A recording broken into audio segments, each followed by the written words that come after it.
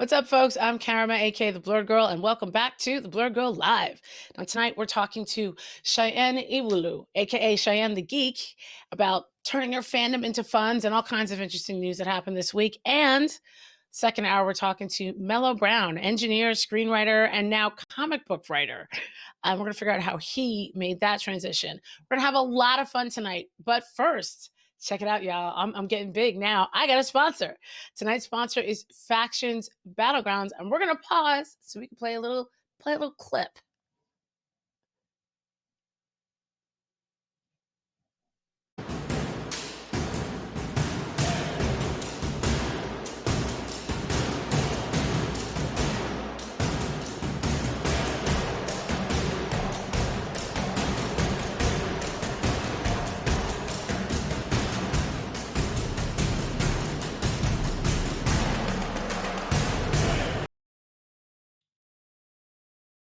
Isn't that amazing? So I actually have an ad.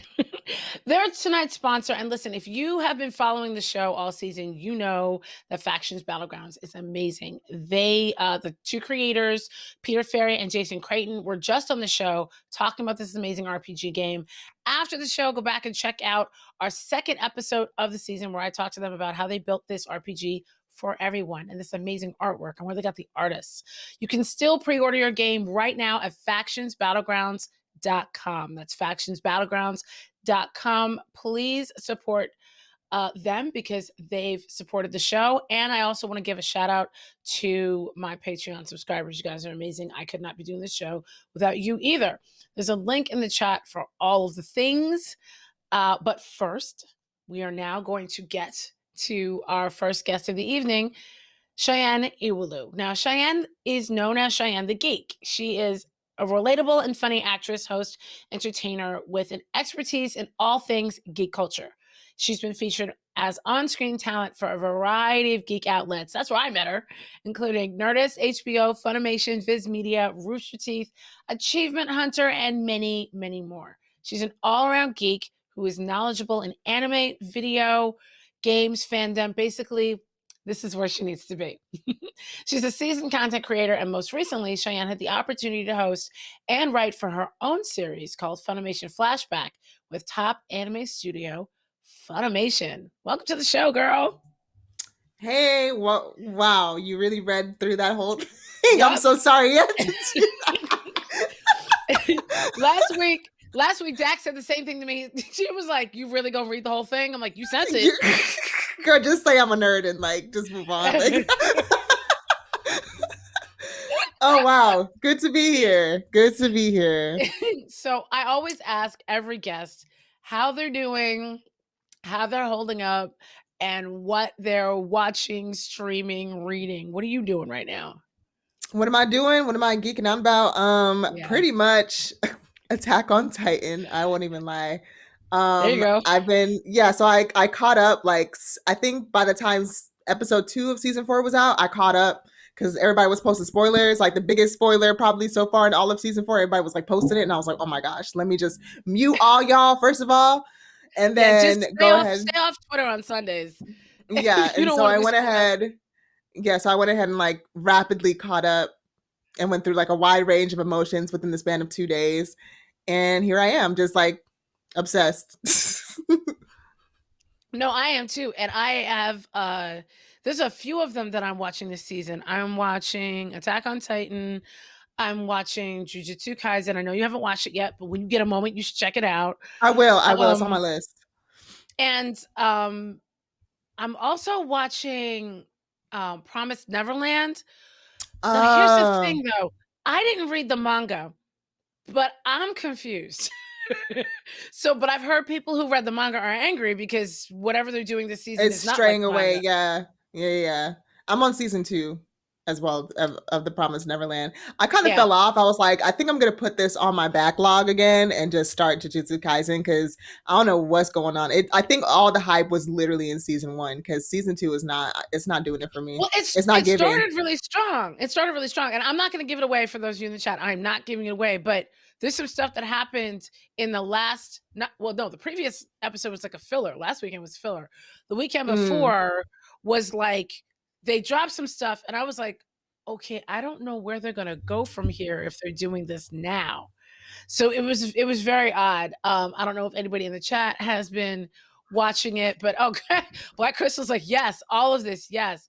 JD Hayes, yes. Attack on Titan is getting really good. Listen, I'm here for the animators. Like Mhm. It's really Attack well on animated. yeah, I mean, I didn't really feel that much different about the animation between season 1 and season 2, but, like, now we're at this final season, I feel like they got the A team, like, they went and got the Ghost Oh in the yeah, Shell they animators. got a budget. Like they were like, you know what? they had a budget for sure. Like it's really good so far. Like Ponytail Aaron, first of all, I'm a stan. Like first of all,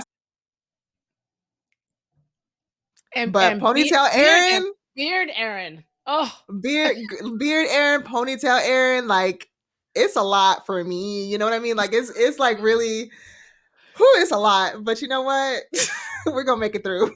We're gonna we make are it gonna make through. it through. We are gonna make it through.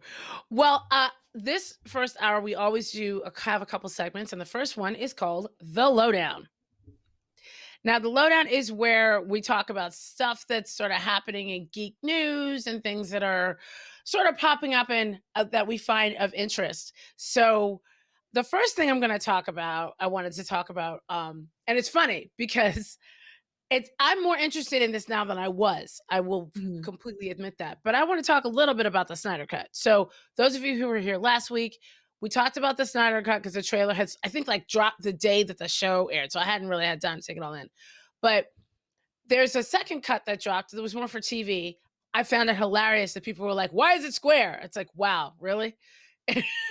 Social Of media. course, everybody wants to pick something automatically already. It was very bizarre. But I did find look at a few interesting um videos on YouTube where people were comparing some of the footage from the trailer that as compared with Snyder's cut compared to Whedon's. And one thing that I found very interesting was how Steppenwolf looked. Mhm. So we have an image of that. Yeah. So on the left is the new Snyder cut Steppenwolf, and on the right is Joss Whedon's, and they don't look related at all. At all. Like they look like I wonder, completely different. I don't think either of them, like, is any of this actually inspired by the source material? Because, like, Well, it's really that's weird. The really strange part about it is the Whedon one looks more like the one in more the like comics this. because you saw Mhm. his face more, but Mhm. it still Just isn't less that color. good. Yeah, just Right. less It's just not color. that good. And the other one is like, I don't it's very strange. It's like I feel like he looks like another character um I think the entirely. thing is, we shouldn't even care about Steppenwolf, to be honest. Like, he should just be a throwaway character. He shouldn't have been the main villain. I stand by what I said. What they should have done was introduced him as a lackey, which is what he is, and just said, okay, now Darkseid is gonna come, you know. And I hate comparing it to Marvel and being like, oh, you know, like how Marvel did with Thanos, but like that's really actually what it is. Like Thanos is the dark side. Like DC and Thanos are like Kind of. Yeah, parallel. kind of. Pretty, no, no, Yeah. not even kind of. Like they actually like yeah, they very much are. So it's like they should have like definitely, because they mentioned, I think I rewatched it and they mentioned Darkseid like twice in the whole Justice Yeah. League movie, and I was like, but he's like the big Kahuna. Like why are we not featuring him more? So I'm hoping in Snyder's cut we get way more Darkseid and way less Steppenwolf Well, because I feel like we saw him in the trailer. Am I wrong? I feel like there yeah, was Darkseid. one of We these saw trailers. Darkseid in the trailer. Oh, Yeah, yeah, yeah. okay. I was like, I'm not Mm-hmm. crazy. I could have because he Yeah, bowed to somebody. Um, yeah. I'm hoping we get way more of that because that's the guy I want to be scared of. I don't know, like Steppenwolf, girl, it was cute, but like you gotta, slide onto the side. Like let's go to what we need to do. well, the interesting thing also is the fact that Steppenwolf is one of the new gods, but because we have the way this DCEU seems to be very Mm-hmm. fractured, I don't think we're going to see in Ava's New Gods a rendering of Steppenwolf that even looks like either one of the things that we just saw. Like it's going Probably to be not. So, another interpretation. mm-hmm. Yeah. Well, I'm hoping whatever Ava does sticks because I know this Snyder thing is just like a one-off thing just to please the fans. So, like, nothing. I don't think anything in the Snyder cut is going to be continued, like a continuation. Like, that's pretty much like where they stop all of that. So hopefully whatever Ava does is gonna give us insight to what the rest of the DCU is gonna look like on screen. Because I'm tired of the changes. I would like one Batman, please. one, Thank you. one Flash. One.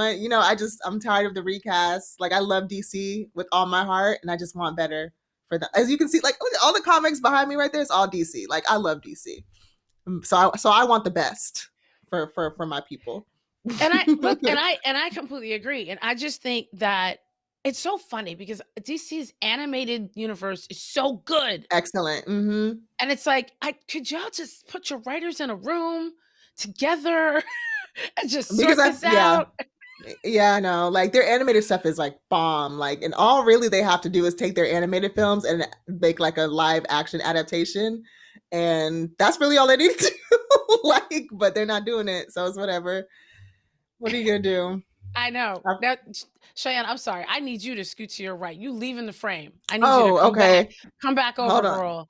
Okay, there we go. She's My bad. leaving.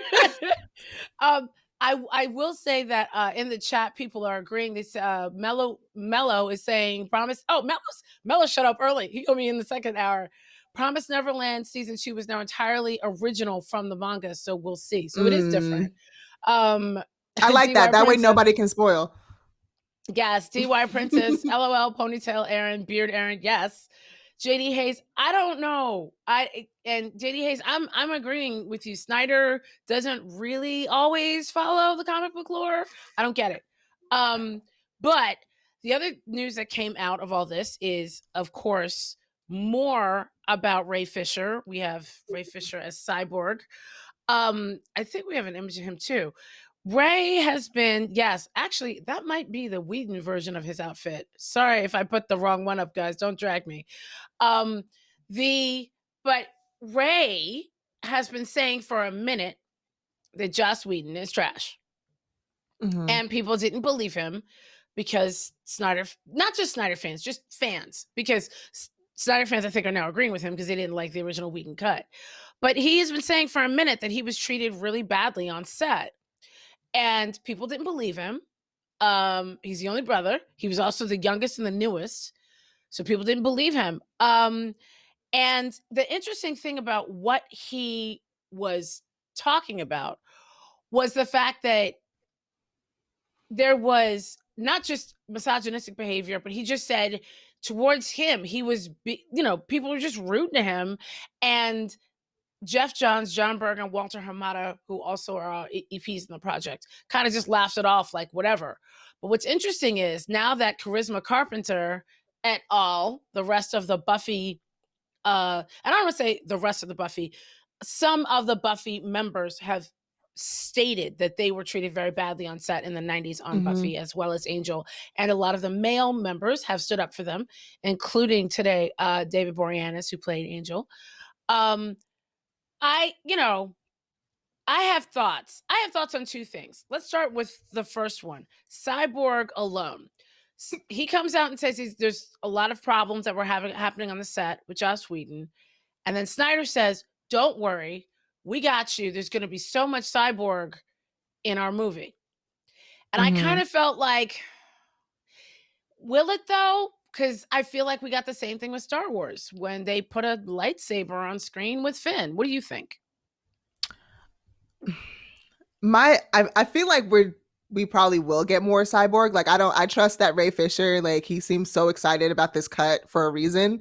So I don't have any doubts about getting more Cyborg. I just think that we need more people backing Ray Fisher. Like I said from the beginning, when I first heard about this stuff on Twitter, I was like, yo, like Ray Fisher should not be the only dude from the cast, from the Justice League cast, speaking out about this. Like, if anybody saw it, they need to say something instead of like, last year when everything was happening, instead of like posting songs, about like, oh, imagine all the people, but like, you see like a marginalized individual getting, Trashed. trashed in the workplace right before your eyes. You know what I mean? So it's like, come on, like it just was it just doesn't make any sense. Like I wanted more people in the Justice League cast to speak out, and it's unfortunate that it didn't happen, and it probably will never happen. But yeah, so that's my thoughts on that. Uh Yeah, it's sad, and it's funny because early on, I was supporting him. I had to pull back because it's a very long story, but I had some really nasty Snyder fans come after me, and so I oh no. stopped posting about the movies at all Mhm. because, like, when you do this, you get a certain amount of attention or whatever. But I had like death threats and everything, and I'm like, yeah, I'm just gonna back away from all of you right now because it's 2020 and I don't have any more time for this. Um, but yeah, I'm glad to see that more people are listening. I'm sad that they didn't listen until he was saying this just happened and people didn't believe him. And then Charisma Carpenter said this happened over 20 years ago and people like believe her. Now, I'm not saying that she's Mhm. wrong. I'm saying we should believe her, but we should have believed Ray too. Yeah, for Um, sure. so I'm Yeah, I see absolutely what you're agreement. saying. Now, Uh, there are a few other things that we could talk about in terms of oh, there is one thing I forgot to bring up. Whedon, people are having issues. Namely, there is, and I just found this right before the show started, the Whedon Studies Association. Now, I've only met one person from this association, but it does exist. The Whedon Studies Association. Um, They are basically fans of the show. They study everything about the show, everything about some of the things that happened in Buffy. And now they're a society of academics devoted to studying the works of Joss Whedon, and they are now debating whether to change their name. And I just thought that was really, really interesting. Strange. Like, why is that even a thing? Like, what is going on? Like, why? I didn't even know that was a thing. Yeah, But it's a okay. it's a it's a thing. So I don't, if anybody from the institute is listening, I think you should maybe call up some fans of Harry Potter and have tea, and y'all can discuss how to Listen, deal with your problematic faves. Mm-hmm. faves. Yes, I mean that's the weird part about everything. I mean, were you a Harry Potter fan? It's completely No, random. Okay, never got into so it. so that's what I'm saying. Like when people go, "Oh my god, what am I gonna do?" and I'm like, I don't know. You can actively criticize somebody for what they've done or what they've said and still like a fictional character. I don't have an issue with that. What do you think? Mhm. I feel like I feel the same. I feel like you can definitely criticize the creator of like your favorite fictional properties or whatever, but when it comes to actually continuing to put money behind it, that's where I draw the line. I'm just like, okay, I'm just gonna live my life. This is where I draw the line at, supporting it. I will not put any more money in so and so's pockets.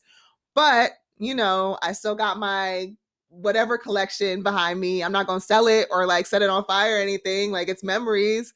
But will I support this person moving forward? Absolutely not. And that just means not putting any more money in their pockets. That's all. To me, that's the only like form of support that like really, Yeah. I It guess, in means situations anything. like these like means anything. So Yeah, that's no, that's me though. I Y'all completely do agree. you. I don't want any Harry Potter stands in my DMs. I have now there's a lot of people in the chat tonight that are anime and manga fans. So before we Hmm. switch into the next segment, you've got to give, because a lot of guests do this. Please give some of your not necessarily new things that you're watching or reading, but give some of your recommendations. If you're like, listen, one of these animes that you need to see, you need to hurry up and watch is this, and maybe also toss out a manga there too, and tell us why.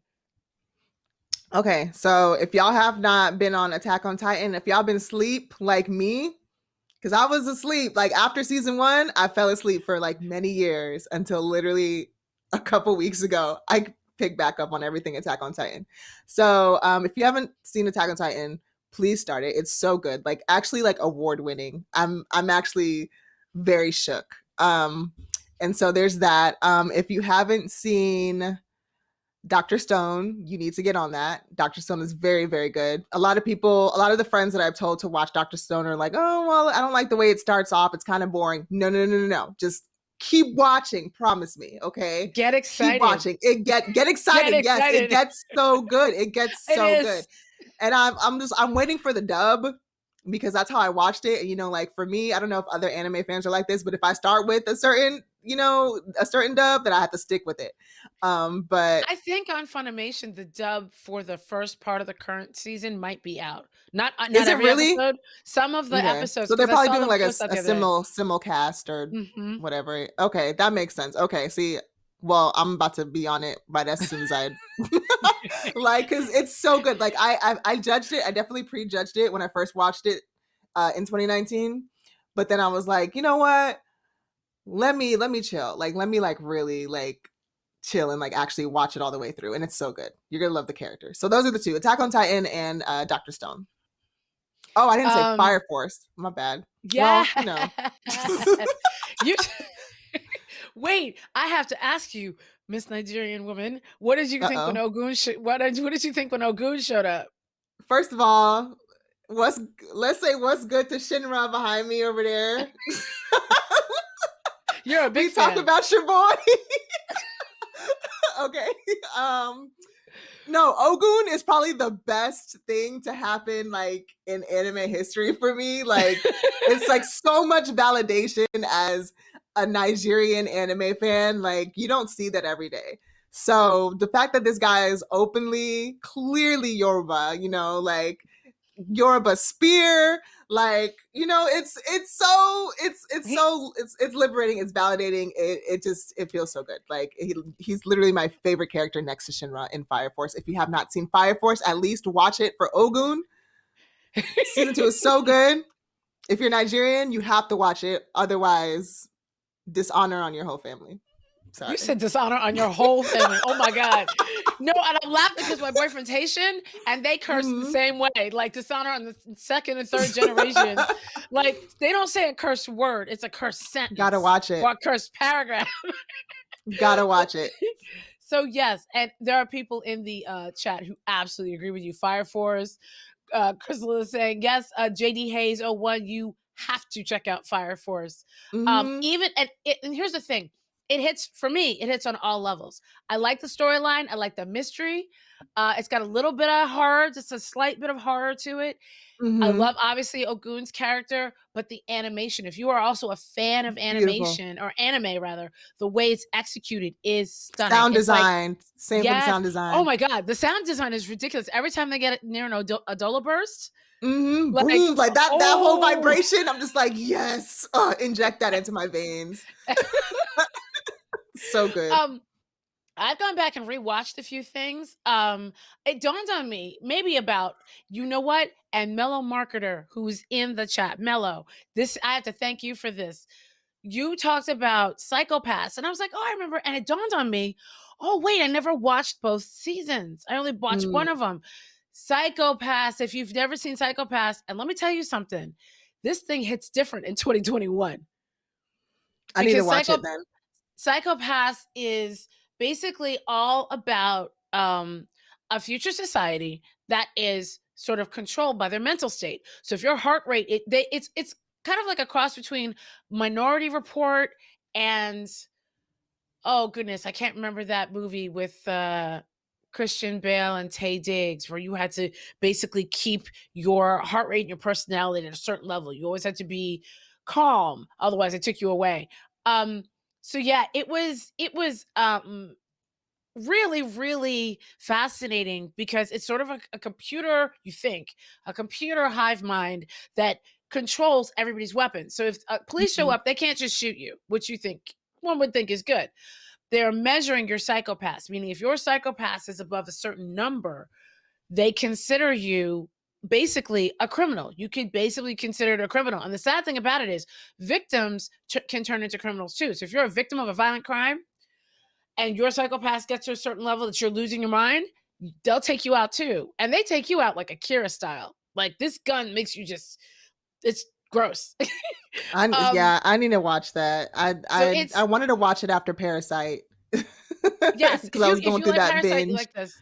So Hmm. it's but what's fascinating about it is it's also got that Scully Mulder mystery kind of thing going on too, because there's people that are working. There's a whole group of people that are finding a way to work around the psychopaths thing, like committing crimes, but when they put their scopes on them, it looks like they're normal. Like, how are they doing this? It's Mm. just really fascinating. The discussions are really good. It's that moral conversation that you also get in like things like Ghost in the Shell. So it's really fascinating. It's like this is like another if you like Ghost in the Shell, the anime, we don't talk about the movie. Um you'd I like didn't see Psycho the movie. Good, good. You'd like this. This is almost like Ghost in the Shell Section 9. This is like Section 2. It's like another Okay. city with another group of individuals that could, control folks. And yeah, I find that fascinating. So there you go, folks in the chat. Those are our anime picks, and Right that on. means it's time for the next segment, the breakdown. So tonight's breakdown segment actually comes from something that happened actually yesterday. I had another breakdown planned, and I ended up being on Clubhouse last night with Maud Garrett and a few other people talking about making money in geekdom.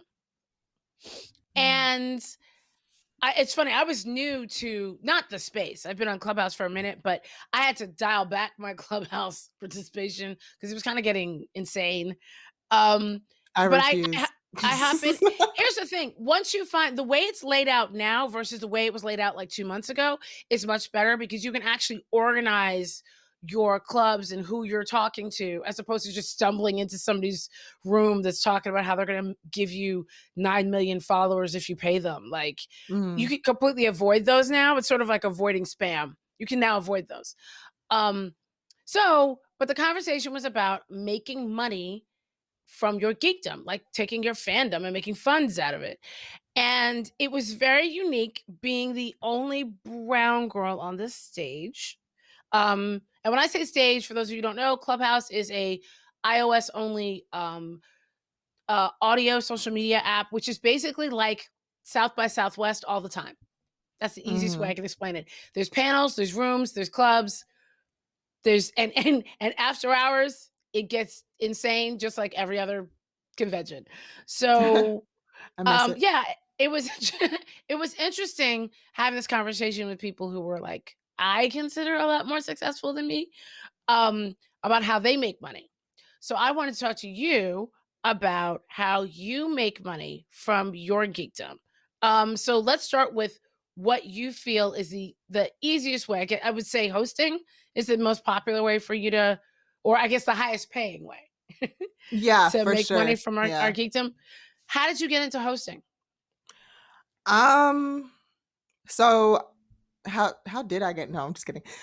So when I was a YouTuber.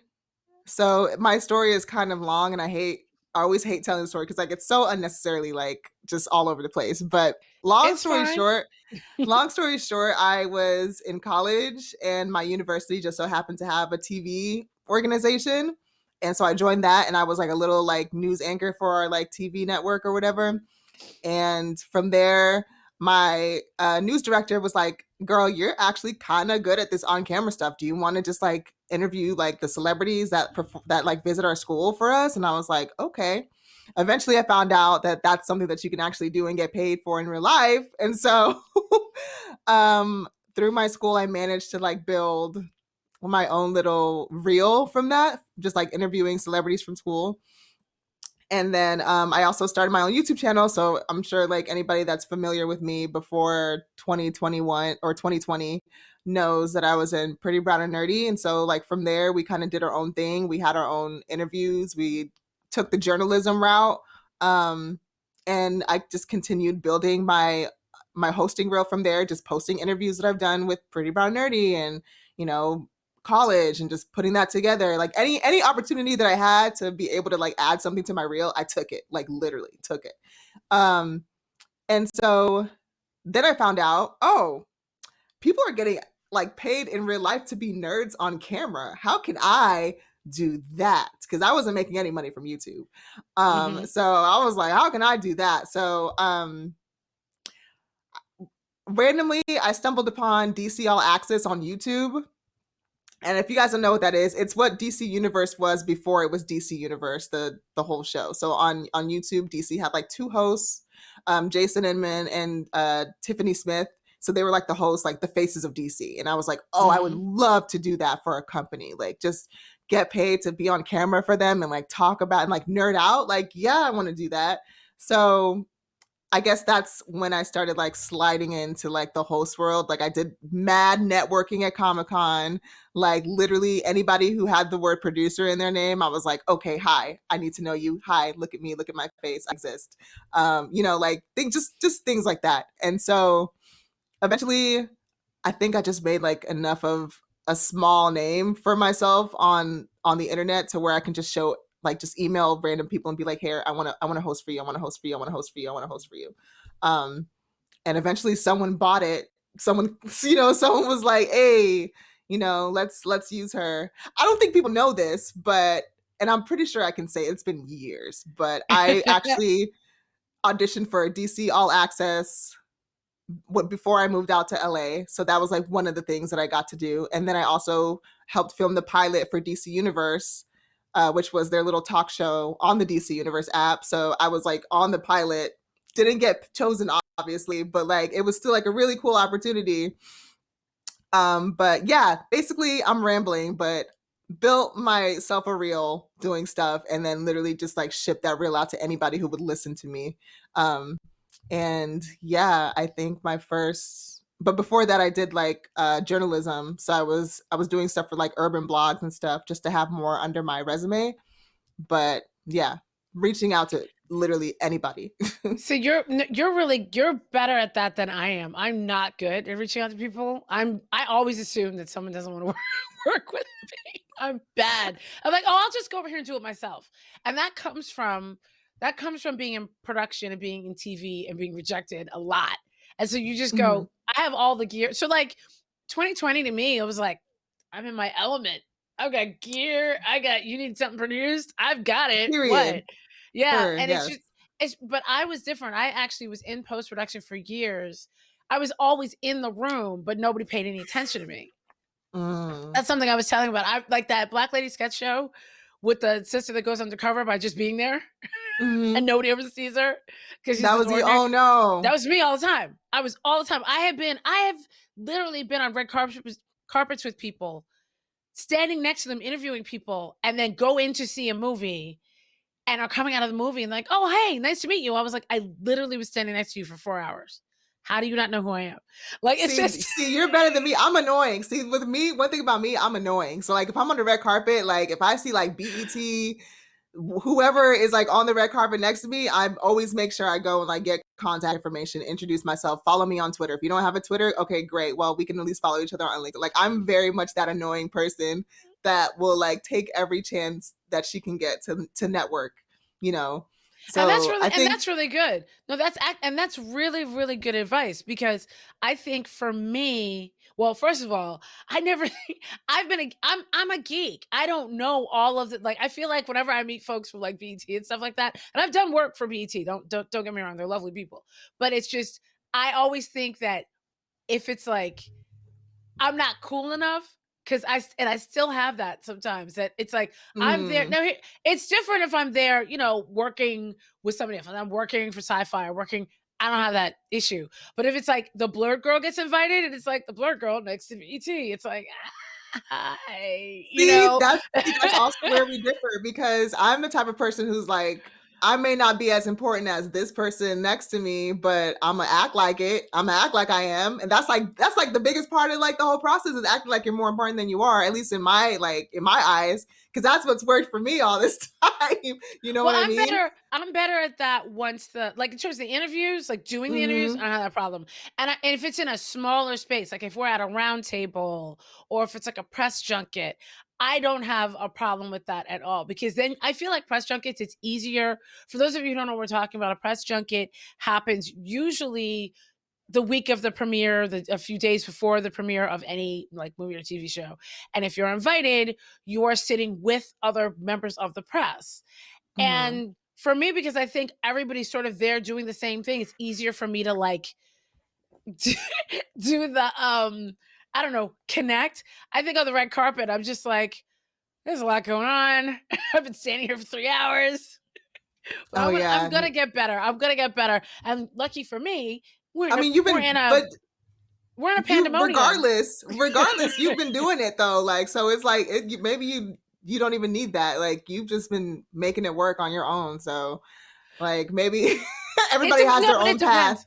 It depends, and I honestly think the way I've like I said, I came in through like the technical side, being post and producer and things like that first.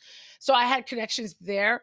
But when you're trying to make that change to be on camera, it is different. One of the reasons why I have this show is because I've pitched this around, but either they didn't want me and they wanted the concept, or people Mm, wanted the concept and they didn't want me.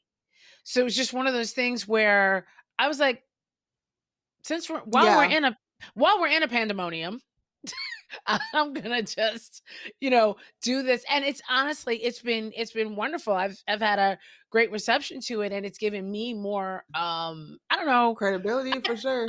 Well, also self-esteem. I have to see, Mm, I need Cheyenne self-esteem, y'all, in case you haven't noticed. no, you don't. No,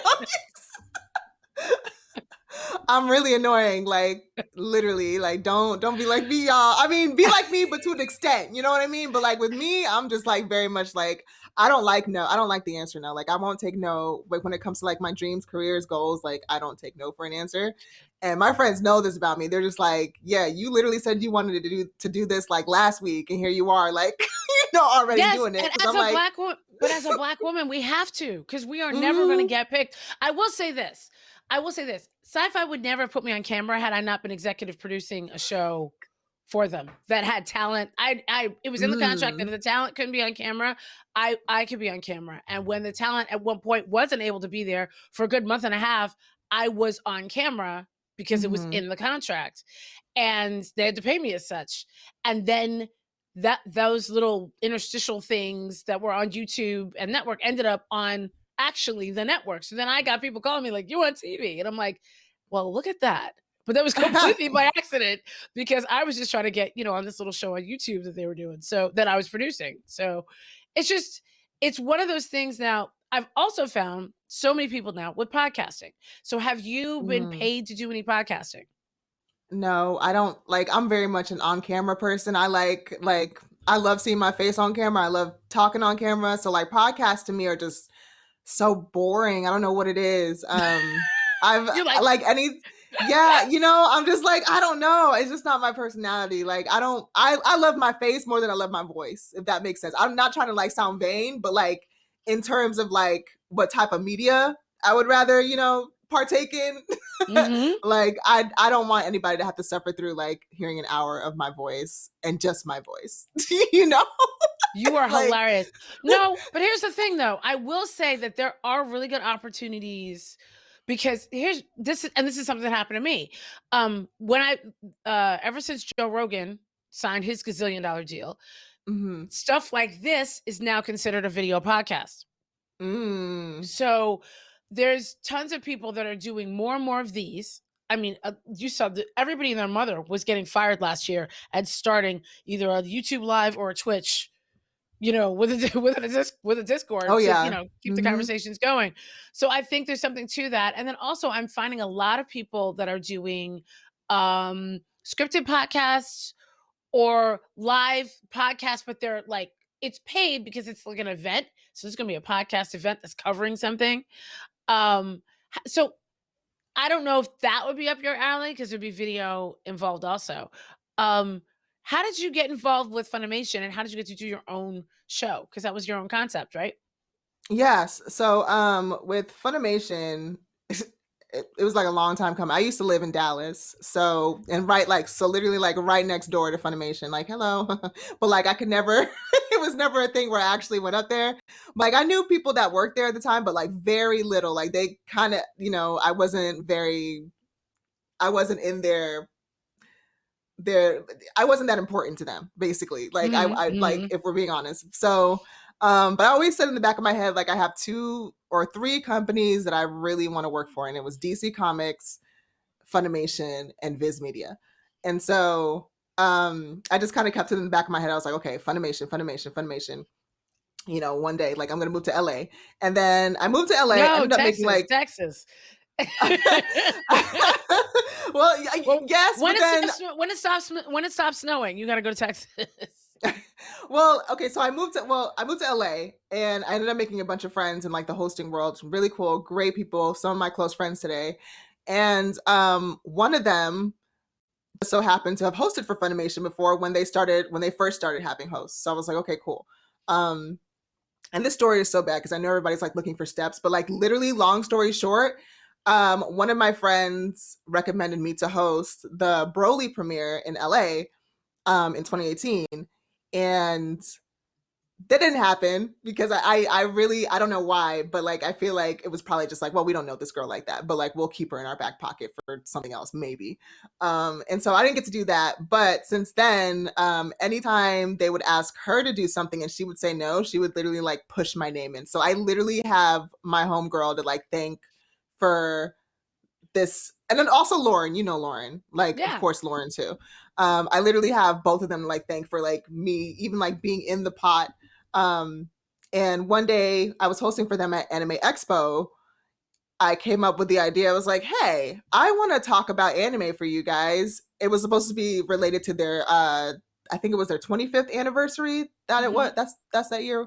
um I pretty much just went up to one of my friends at Funimation. I was like, "Hey, I would love to host something for you guys if you would let me." And it was like a long time coming. Like we kept going back and forth, tons of like radio silence via email. Then like it would be brought up months later, and then like radio silence again. So I didn't think it was Mhm. ever going to Mhm. happen. And then I guess quarantine made it the perfect time for it to happen. And they kind of reached out and they were like, "Hey, you pitched this whole thing to us." I pitched a couple things to them. One of the things I ended up doing for Viz Media, which is my questionnaire segment thing that I did for them on YouTube. So, anyways, eventually they were just like, "Okay, cool. Let's do this. Since everybody's home, we can just do the production at home, and let's just see how it does." And I guess from there, yeah, that's how I got my little series with Funimation. Now, is I it know still this is like going? so. No, Oh, no, no, this is great. is it still going? That is to be seen. No, so the it has 13 episodes total. Will we do more? Who knows? But Well, is there a place that we can watch that people in the chat can go check it out? So maybe if you get a oh bunch yeah, of followers sorry. and stuff. Duh. Like what kind of like who am like see? No, you can literally go on Funimation's YouTube channel. It'll be there in the playlist. If you're on Instagram, it's also there. So like they actually have me in a highlight now. So like when you go on their Instagram, you can see the Funimation flashback highlight and it'll have my face on it. You just Nice. click it. I know, I thought that was really cute. And then you can also see it on their Facebook too. So pretty much wherever they have social media, you can You watch. gotta pump that up. It's Black History Month is coming to an end. We got Uh Women's History Month coming up. You gotta tell everybody that that's there I'm so so they bad. see all I'm the so hits. bad. I'm so See, bad that's at the that. part I'm better at. I'm once I've done it, I'm better at pumping it that way. I'm much better on the Mm-hmm. on that end. And that's just coming from post production. Um, so Yeah. that the Black Crystal said it would be a dream to host for Funimation. Crystal, you could do that in a heartbeat. The next Funimation Con will introduce you to Lauren. And for those of you who don't know Literally. this, and you were saying like people are looking for steps, but these are steps. What I was gonna say Mm-hmm. is I completely agree with you. A lot of the connections that I've been able to make are when I first started calling myself the blur girl. No, a lot of people weren't calling themselves blurred. It's so funny now that people are sick of it. And I'm like, Ooh, you better I'm like, play, you know? it's like there's a trademark for a reason. So, but what was interesting about it was I would get hit with everything. So, hey, do you know any, you know, transgender Samoan cosplayers that are fans of Naruto? And it's like, well, that is oddly specific. Well, like, why? But I would end up recommending people. So like people will hit me up all the time, like, oh, do you know some or can you do this? And it's like, that is not my wheelhouse. But this But person I know is somebody. really Yes. good. Oh, Right. I love doing that because I'm just like, well, because like first of all, I hate saying having to like refuse to do something. So if I can like follow up that no with, but I know somebody. Oh, you better believe I'm gonna be like recommending friends or like people that I know who are just good at this stuff. So that's And like that's that's That's 50% of the solving industry, I want to say. exactly. Like, Solving a producer's problems, and it's really funny because a lot of people a couple years ago get really mad at me, like, "Why do you always hit me up last minute for stuff?" Because I was getting hit up last minute, but because I hmm was able to deliver, then I could come back and go, "Okay, so next time you wanna do this for a convention, Imma need 2 months' notice at hmm least, so we can plan this, but now that you know that I hmm could do it in a crunch, Imma need you to pay me to do it for real," you know? Yeah, I want to say like Lauren was really good about that because I think she knew even before I moved out to Los Angeles, she knew that I had always had my eye on like I was 13 years old sending emails to Aw. Funimation saying how can I always thought I would like do voice acting for them if anything. But yeah, Lauren was really good. She's like, "Yeah, don't worry. Like I'm always like in, so and so's ear about you, girl. Like don't worry. Like we'll make it happen someday." And, took a couple years, but like, she was like so good about just always reminding me, like, hey, we see you. Like, trust me. Like, we know. We know. And that's Like, and that's that's amazing. And I also think, I mean, I don't know whether or not she's behind this or not, but their cosplay coverage this month mhm. for 28, 29, or 28 days of Black cosplay has been really nice. Like Yeah, they they've do that really every highlighted. year. Hmm So I just wish they could help out some of these sisters that's on TikTok and brothers that are getting attacked. But that is for a different show.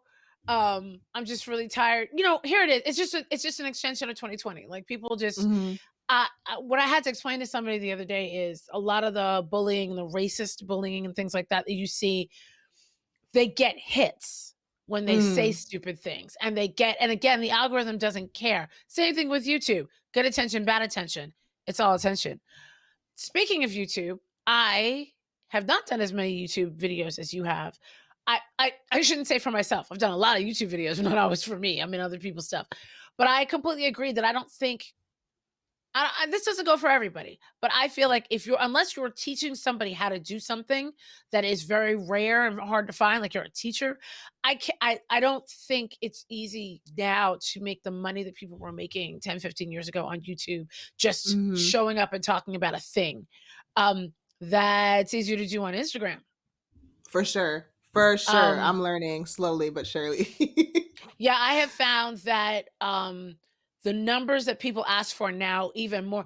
I've got a lot of followers on Twitter. Twitter doesn't get me checks. Instagram does. They're hmm always looking at engagement. They're always looking at like reach and things like that there. Yep. And so I definitely have noticed since I started paying attention to my Instagram and really somewhat curating it, but also showing up and having conversations. That's helped with engagement. And then the other thing that I've had to do, I don't know if you've had to do this, is I've had to create an example of the thing that I want. So like when I wanted to get more like influencer stuff, hmm I signed up at 4 and I signed up for Tribe and I signed up for a bunch of things. But then I also created some little like, hey, this is me holding a thing. Sometimes it was my own gear, like for the Blur Girl shop, and sometimes it wasn't. You mean But I like a created my media own. kit? No, not a media kit. I actually would do a Mm. post, and I do have a media kit, but I'm just saying I would do a post. I was actually putting things out there from that were examples of selling a product because Mm. that's not what this is. When you're normally doing hosting, we're not selling products. Yeah, for Um, sure. um, unless you have a sponsor. By the way, tonight's sponsor, Factions Battlegrounds, that's going out around in the chat. Please do I know not forget that's to right. follow them at factionsbattlegrounds.com because they have supported the show. So that is a sponsor, and we should absolutely support them. Um, but yeah, I have found that when I have the Blur Girl Live. I had a shirt and a mug and something like that. And I kind of stood outside after an event that already had a photographer for something else I was doing. And I got like Mhm. the good shot and the Smart. good makeup with the good hair. Yeah, they And wanna then know that you can create that content for them. There's, like, definitely, right. like, a huge difference between being, like, an influencer and then, like, an on-camera host, like, 2 different worlds, and that's, Yes. like, what I've been trying to navigate, like, okay, how much of, like, my work do I wanna put out on my social media, whereas on my social media, I'm trying to make money for just, like, being funny and, like, this is, like, where I let, like, my different content show. but then it's also like social media is also kind of what got me hired for most of my hosting gigs. So I can't just like ignore that and not put anything on there. So it's like, it's pretty much your portfolio. You have to treat it as a portfolio for everything at this point in I this think you point do. in I time. think you do. And I also think that things have changed since the panorama. Mm-hmm. Things have changed. So like now it's easier to kind of do both since we're all in these boxes all the time. So Yeah, like for sure. it's easier to, hey, this is live hosting and, I'm selling a thing. It's like gotten a little Truman Show. But uh and then I did talk to somebody the other day who's a publicist who said, "Yeah, I'm not looking at any reels that are longer than 3 minutes." And I was like, "I find that interesting." Okay. And she's I'm like, always "Yeah, told that nobody looks at reels longer than 1 minute. They're like, you should yeah." keep your reel at 1 minute. That's what And I've I heard think that too. Marky Costello, who's like one of the Mhm. biggest, names in the hosting business, was like, yeah, first of all, she's like, no, don't have any what is it called? Any Like B-roll, like long no intro. B-roll. Yeah. Yeah, Yeah, no no long intro, no B-roll. B-roll, get to the point. We want to see your clips. Don't have it longer than 1 minute. And so that's when I changed my reel and I was like, okay, which still needs updating, but like I was like, okay, word. So I got that. Yeah, But no, yeah. I have to still have to update my reels. So what I created was a work with me page on my website. So that when you Mm-hmm. go and it's clips, it's like 10-second clips of things that I've done that go to a longer clip if you wanna read, if you wanna watch it or scroll through it or Mm-hmm. whatever. And it's the Yeah, I've first seen your thing. website. I kind of like took notes for mine. No, it's fine. But honestly, I took notes on Evelyn from the internets. Evelyn Love from her. That's my I homegirl. I looked at the website and I'm like, "Oh, this is a really good idea." It was between her and Cheska Lee is how I came up with Mm, my Work With Me page, and I found an app that worked on my WordPress site. And if I just meet somebody, that's just the first link I give them. I'm like, "Look, whatever you that's it's there." I still have to put together like a reel, but then somebody else was saying you could have multiple reels. I'm not necessarily trying to act. I'm just trying to mhm. do hosting and influence and talk show kind of Yeah. stuff. But Mhm. if you're acting, I'm assuming you have to have an acting reel too, right? Mhm. Yeah, for sure. I've put together so many reels. I have a host reel, then I have an acting reel, then I have a comedy reel because sometimes when you're auditioning for sketch comedy, they want to see like if you're actually funny and it's not enough to just be like, well, here's my Instagram. Like you have to like put together a reel. So yeah. So and then I have also a voice acting reel. So yeah, you literally need a reel for almost everything. You can never use the same reel for multiple professions, Yeah, unfortunately. no, we're figuring that out. And Mhm. do you have an agent? I do have an agent. Now my agent does not get me any of my hosting gigs. My literally all of my hosting gigs are from recommendations. So like or like people are just like, hey, you want to do this? So but as far as like acting goes, yes, my agent is like sending those in, especially now during quarantine. I'm like rapidly auditioning for things every week, which is nice, but it's a lot of work. No, it is. It is. It's a And like you lot said, of all those work. reels. But I appreciate you sharing your insight there. And I appreciate um basically this discussion because I think there's a lot of people that are confused by like, Mhm. oh, I'm just going to do a thing. Now, here's the thing. There are some people that get super popular on things like TikTok that will get hired to host, but they Mhm. don't always because just because you've got a million followers on TikTok Just doesn't because you mean you can can host. renegade doesn't mean you can be a No, and I've seen that where it's like this person is on a red carpet and they're like, okay, I don't know who I'm supposed to talk to. And I'm like, I don't understand. This Mhm. is for XYZ movies. Like, yeah, but they Mhm. didn't tell I've me been who in I those was talking situations to. where And it's people like, yeah. oh God, where's your producer? They didn't give me a producer. It's like, oh, sweetie. "Where's Okay. your camera? Oh, was I supposed to Yeah. bring one?" Yeah. It's just really like, whoa. And the sad thing is, there is no class for this. Like, Mhm. there's no if somebody's teaching one, maybe we should teach one. That's how we can make some money, Cheyenne. We should teach class.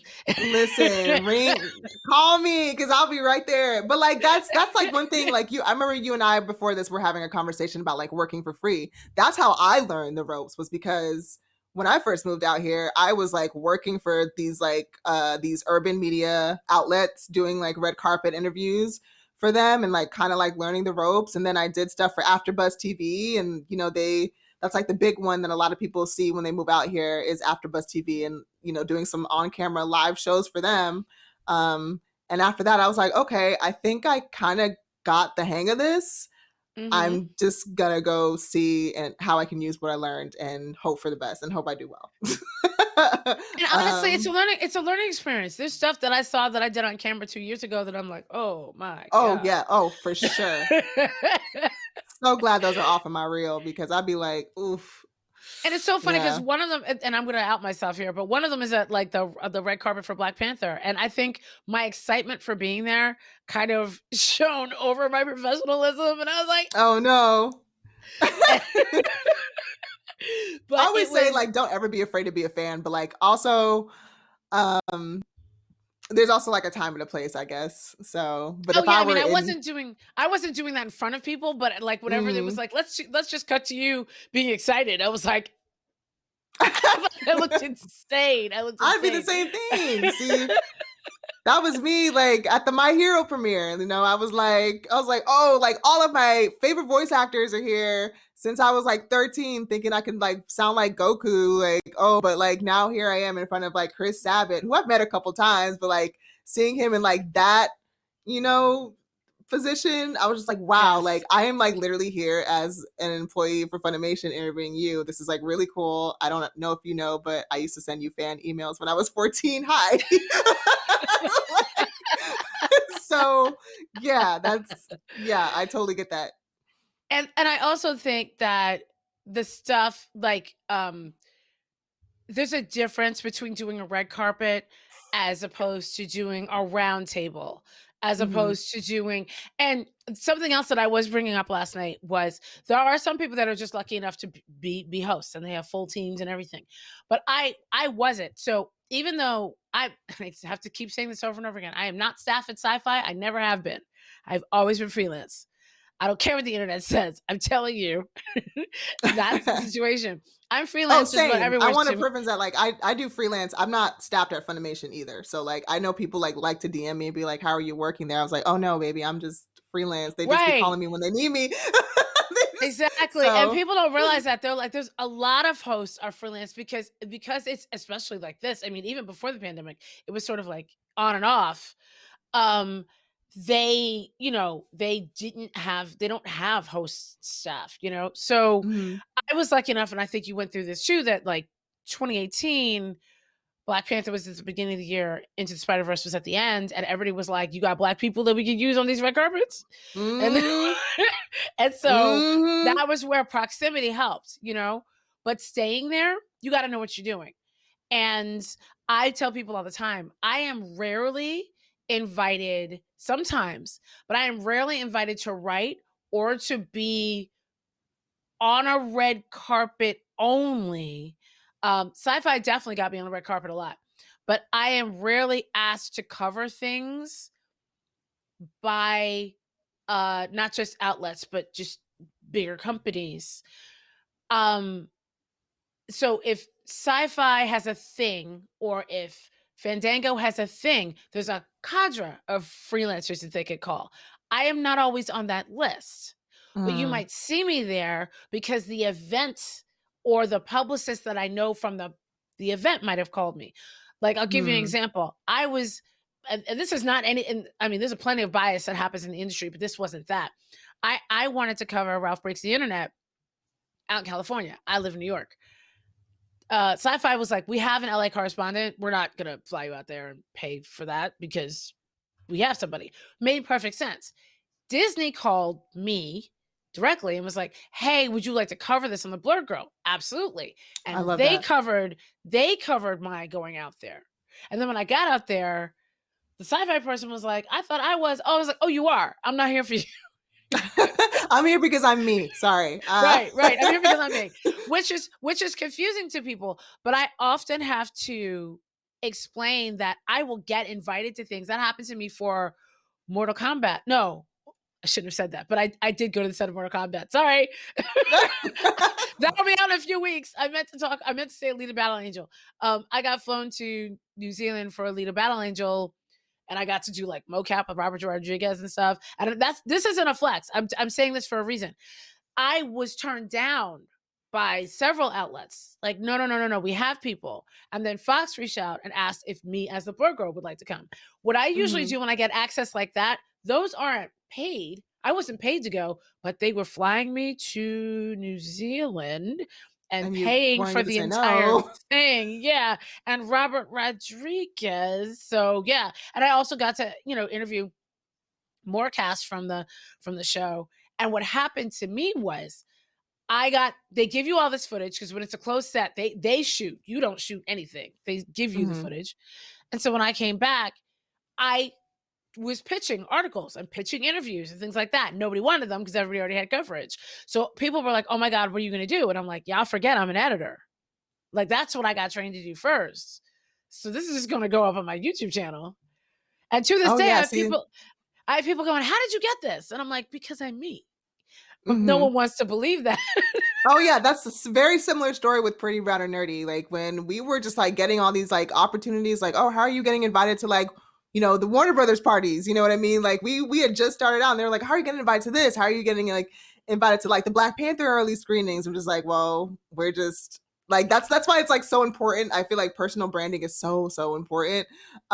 Like more so than just like networking, but like if you already have a personal brand to show people like, hey, I do this, like what did Issa Rae say? She said, I'm not new. What did she say? She said, I do this, or like whatever she said on that Drake video. But anyways, it's so important to like have a personal brand because that way when opportunities come your way, you don't need to tag on to an outlet or anything to be able to make that happen for yourself. It's gonna happen for you like what you said, because you're you. Like literally because you're you.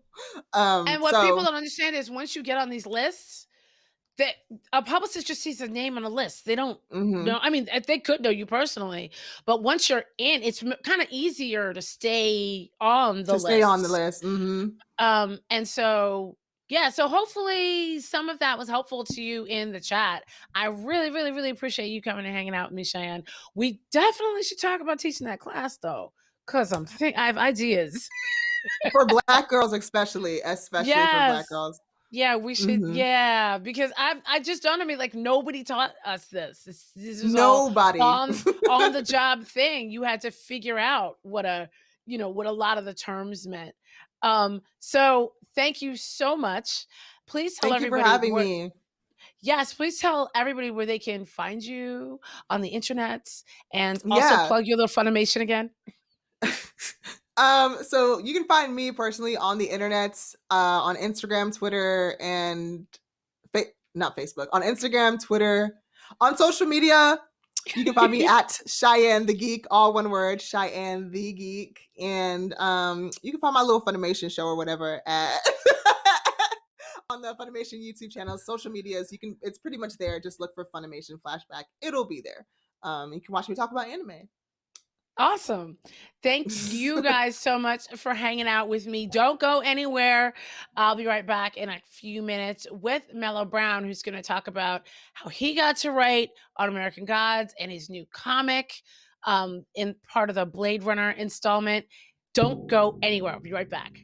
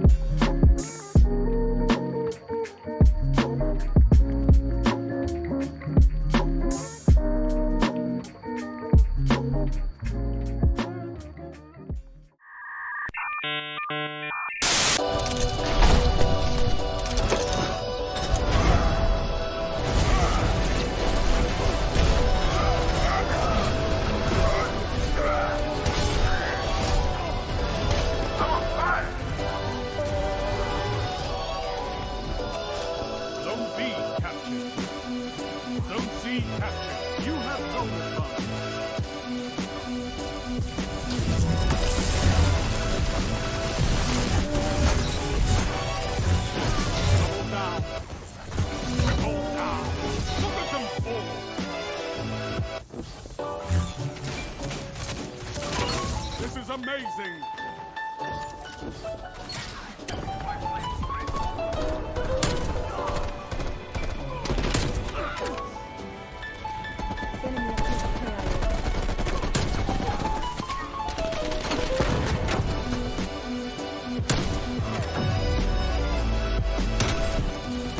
I keep getting blinded, man. Anyone else? Yo, here we go.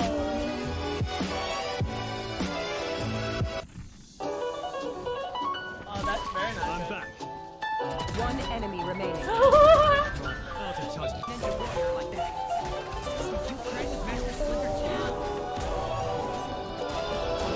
Triple whammy.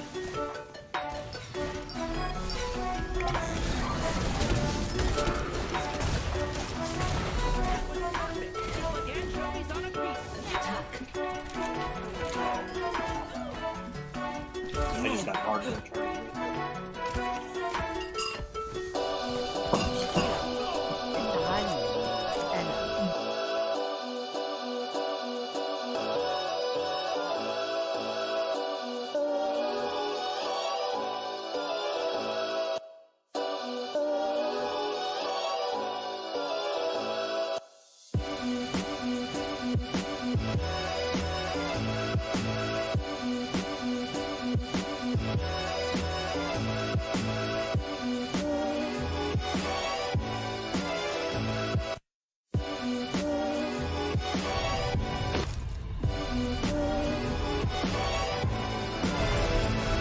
I've got you in my sights.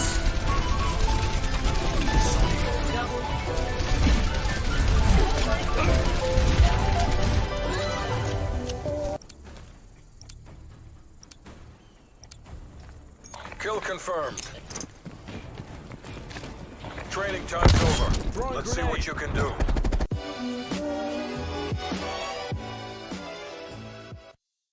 Yep. I have been funding everything that I'm doing, the podcast, the Blur Girl Live, everything out of my own pocket, and I need some help.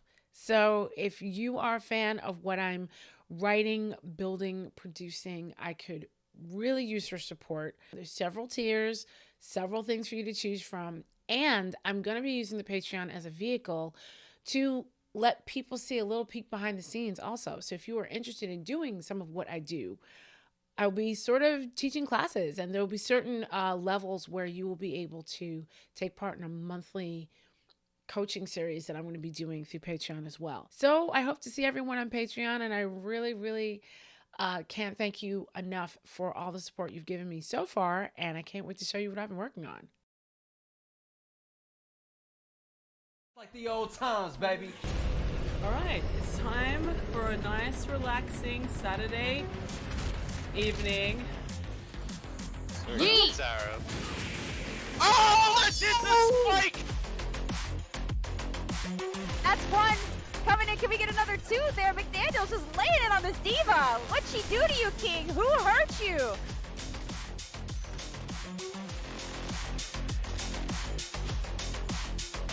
Okay, looks like they were. Oh my! Damn! That was nasty! Yeah! One shot, one kill, baby!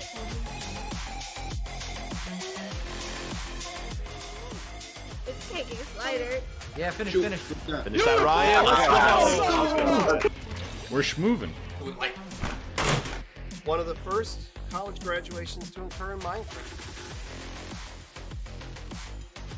Spam the Free word operator shiznit. and I will give you free things. Odds and ends. You just won yourself a whole ass game. Right now, Mr. Stafford, you are looking like the person who's going to be the grand prize winner of a brand new Resident Evil 2 remake. My God, I'm so What is bad. happening? Ivan! Ivan! Yes, let's go! Later.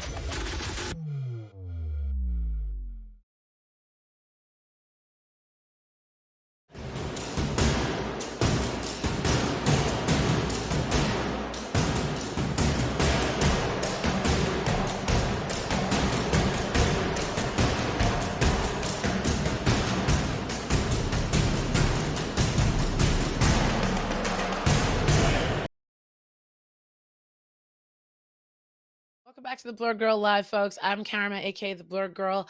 Please, tonight's sponsor is Factions Battlegrounds. They are sponsoring the entire episode. I had the creators of the tabletop RPG game here, Peter Ferry and Jason Creighton. They were here just a couple weeks ago, so go back and check out the second episode of this season if you are interested in learning even more about the guys behind the game. You can still pre-order your Factions Battleground RPG game. It is gorgeous right now over at factionsbattlegrounds.com. There's a link in the chat for those of you still hanging out. Now, welcome to the Get Down portion of the program. Tonight's Get Down guest is Mellow Brown. Now, if you don't know Mellow, I think a lot of you geeks out there probably know what he's worked on. Mellow started his career engineering and creating data analysis tools, including catching fraudulent doctors for the government and creating machine learning AI for business intelligence to help urban communities. We're definitely going to talk about that. He also was working as the lead tech editor for forallnerds.com. For All Nerds is friends. They're friends of the show. Tatiana and DJ Ben-Hamid, they have their own Twitch show. You should definitely be following For All Nerds. He led the wave for dozens of acclaimed articles, creating a home for pop culture geeks of color. He's also ended up writing on a little show called American Gods. And he's here tonight to talk about not just that, but also about a new comic that he's doing in the Blade Runner series. Welcome to the show, Mellow Brown. What's going on, Karama? How you doing? I'm good. I am good. I'm glad that you could join us. How's it going? I always ask every guest when they show up here, how is it going? What are you geeking out over? What are you reading? What are you watching?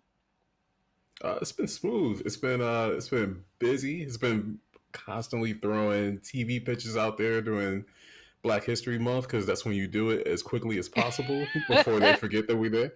Yeah. It's been really good. What was it? In terms of what I'm geeking out about, I've been writing a lot. I'm on a lot of projects at the moment. So one thing I always try to do is stay away from a lot of like Western media, so that way we don't cannibalize each other. And yeah, so I guess I've just been dipping more into to anime and other things like that right now. So the show I would say I'm loving the most is Wonder Egg Priority. Yes, I actually just got into Wonder Egg Priority again. I was attracted to the animation first because my boyfriend's into animation and he follows all the guys that put up the Genka on social media, the wireframe animation before it comes out. And so I was like, I saw the animation way before for the show before I saw the show, and I was like, this is amazing. But the concept is I wasn't ready for the horror until I watched it. And I don't want to give it away. So anybody in the chat, if you are watching Wonder Egg Priority, tell us what you think. If you're listening to this after the live, let me know in the comments what you think.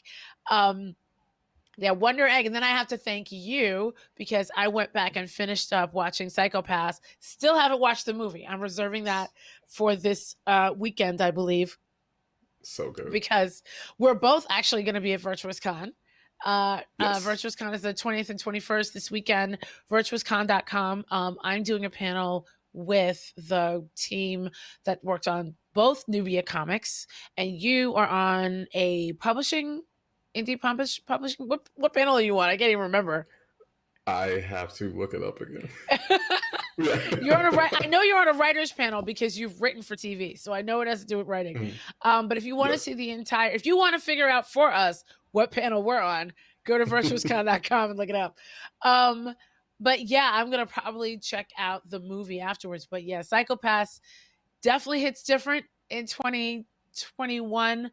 Also, went back and watched Ghost in the Shell Standalone Complex, one of my favorite series. Yes. And there's a couple of episodes in the second season rather, that take place in February 2021, and it freaked me right the hell out. Like we're in the middle of the Laughing Man complex. And the other thing that was interesting to me also is when you think about it, even in Psychopaths as well, Section 9 aren't the good guys. They keep the status quo. Villains. No, and technically, even on Psychopaths, you know, they're just out there shooting people till they explode. That's actually my favorite thing about the show. They say the quiet part out loud, where every character is going into it's the reality of what cyberpunk is. It's like most of the time when you're watching cyberpunk, you're watching the villain, and it really is leaning into is just like law enforcement is going to get worse. It's going to get terrible in a way that we can't even handle, and that's the reason we're writing Blade Runner. But I think we're going to get to that in a little bit. We are absolutely going to get to that. So before we get to that, let's back up because I want to talk about how you were putting doctors in jail. What happened? I've had a previous life as a data analyst that was actually discovering a lot of things in regards to the different types of ways that doctors can hide the fact that they don't have a license. In the process of doing that, they will kill their patients is the most blatant way to put it, by just giving the wrong medication dose or making suggestions in regards to surgeries that should or shouldn't happen. And these are doctors that are working inside of hospitals, or they are doing their own quote unquote practice? So most of the incidents that I found were always related to like practitioners that were just like, I have my own office, etc. And they'll just start luring people in. And then next thing you know, they have a legitimate business. And it was, I worked with an agency that was focused on basically cutting down as many of those as possible, finding all the proof, and getting those guys out the paint because there's a lot of monsters that have been doing it for years. And I enjoyed stopping some bad guys in that regards, I guess. Oh, okay. And because we did switch topics quickly, Psychopaths is fiction, but what he's talking about with doctors that are faking being doctors, that was real. So we're not talking about another anime. We're talking about something that really happened. So sorry for those of you who got lost when I jumped subjects quickly there. That's mildly terrifying. And yes, thank you for doing that. I'm kind of sad that you're not doing it anymore because that means there's more. And I think now it could get worse with COVID. You got all these people we saw, especially with the last administration. Everybody and their mother coming out of the woodwork saying, I have a cure for COVID. And they weren't doctors and those weren't real solutions. And people died. Capitalism is a beast. And we got to stop the people that are exploiting it. So. Yeah. Talk to me a little bit about the AI work that you were doing. Are we talking like Internet of Things, or are we talking like what area of AI are we from? I'm thinking like from Siri to Boston Dynamics. Where were we in there? I ended up working early on in machine learning, and in the process of doing that, it was using standard deviation and like the Monte Carlo method, like to predict things that were going to happen with stocks. And in the process of doing that, ended up building it around looking at, if you can look at where stocks are going, you can reflect on what will happen with cryptocurrency.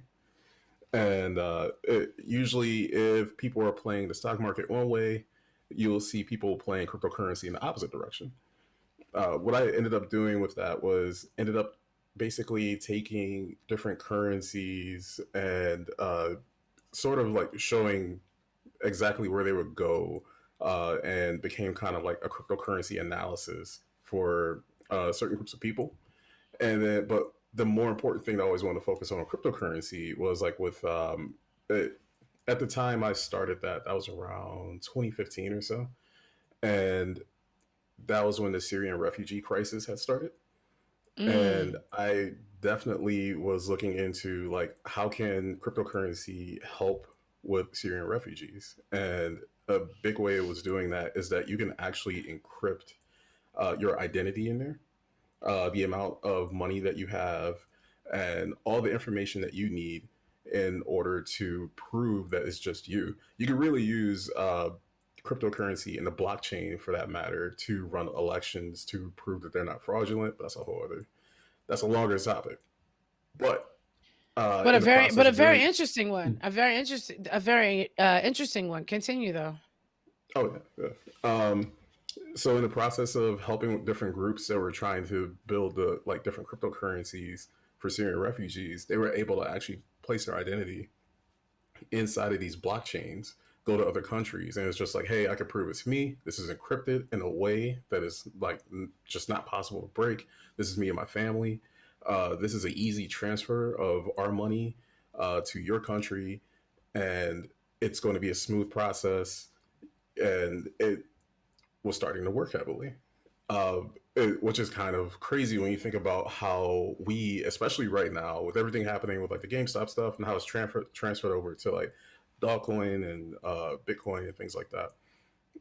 We're just using cryptocurrency to basically play a market for money as we continue to look at space carrying Elon Musk do his thing and everything like that. And every time he says it's going to go up, it goes up, it goes down, it goes down.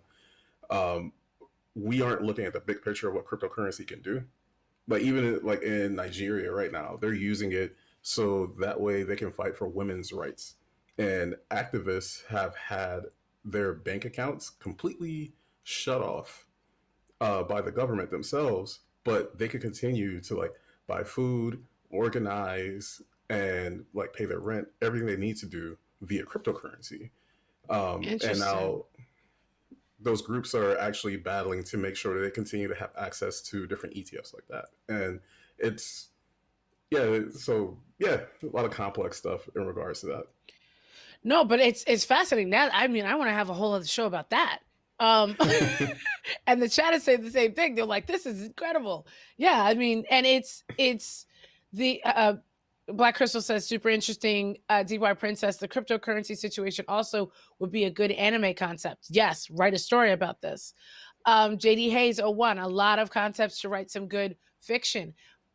I actually also think I've said about this in terms of where we're going in terms of gaming, cryptocurrency and blockchains inside of gaming and the worlds of VR and being able to create like build. I mean, people are already building stores and stuff in there, but not. But it's still the money is coming out and becoming real cash versus staying inside of some of these games. But how I can see this incredible future of if we stay in the panorama much longer, um, of of just like we're doing concerts and things like that inside of games.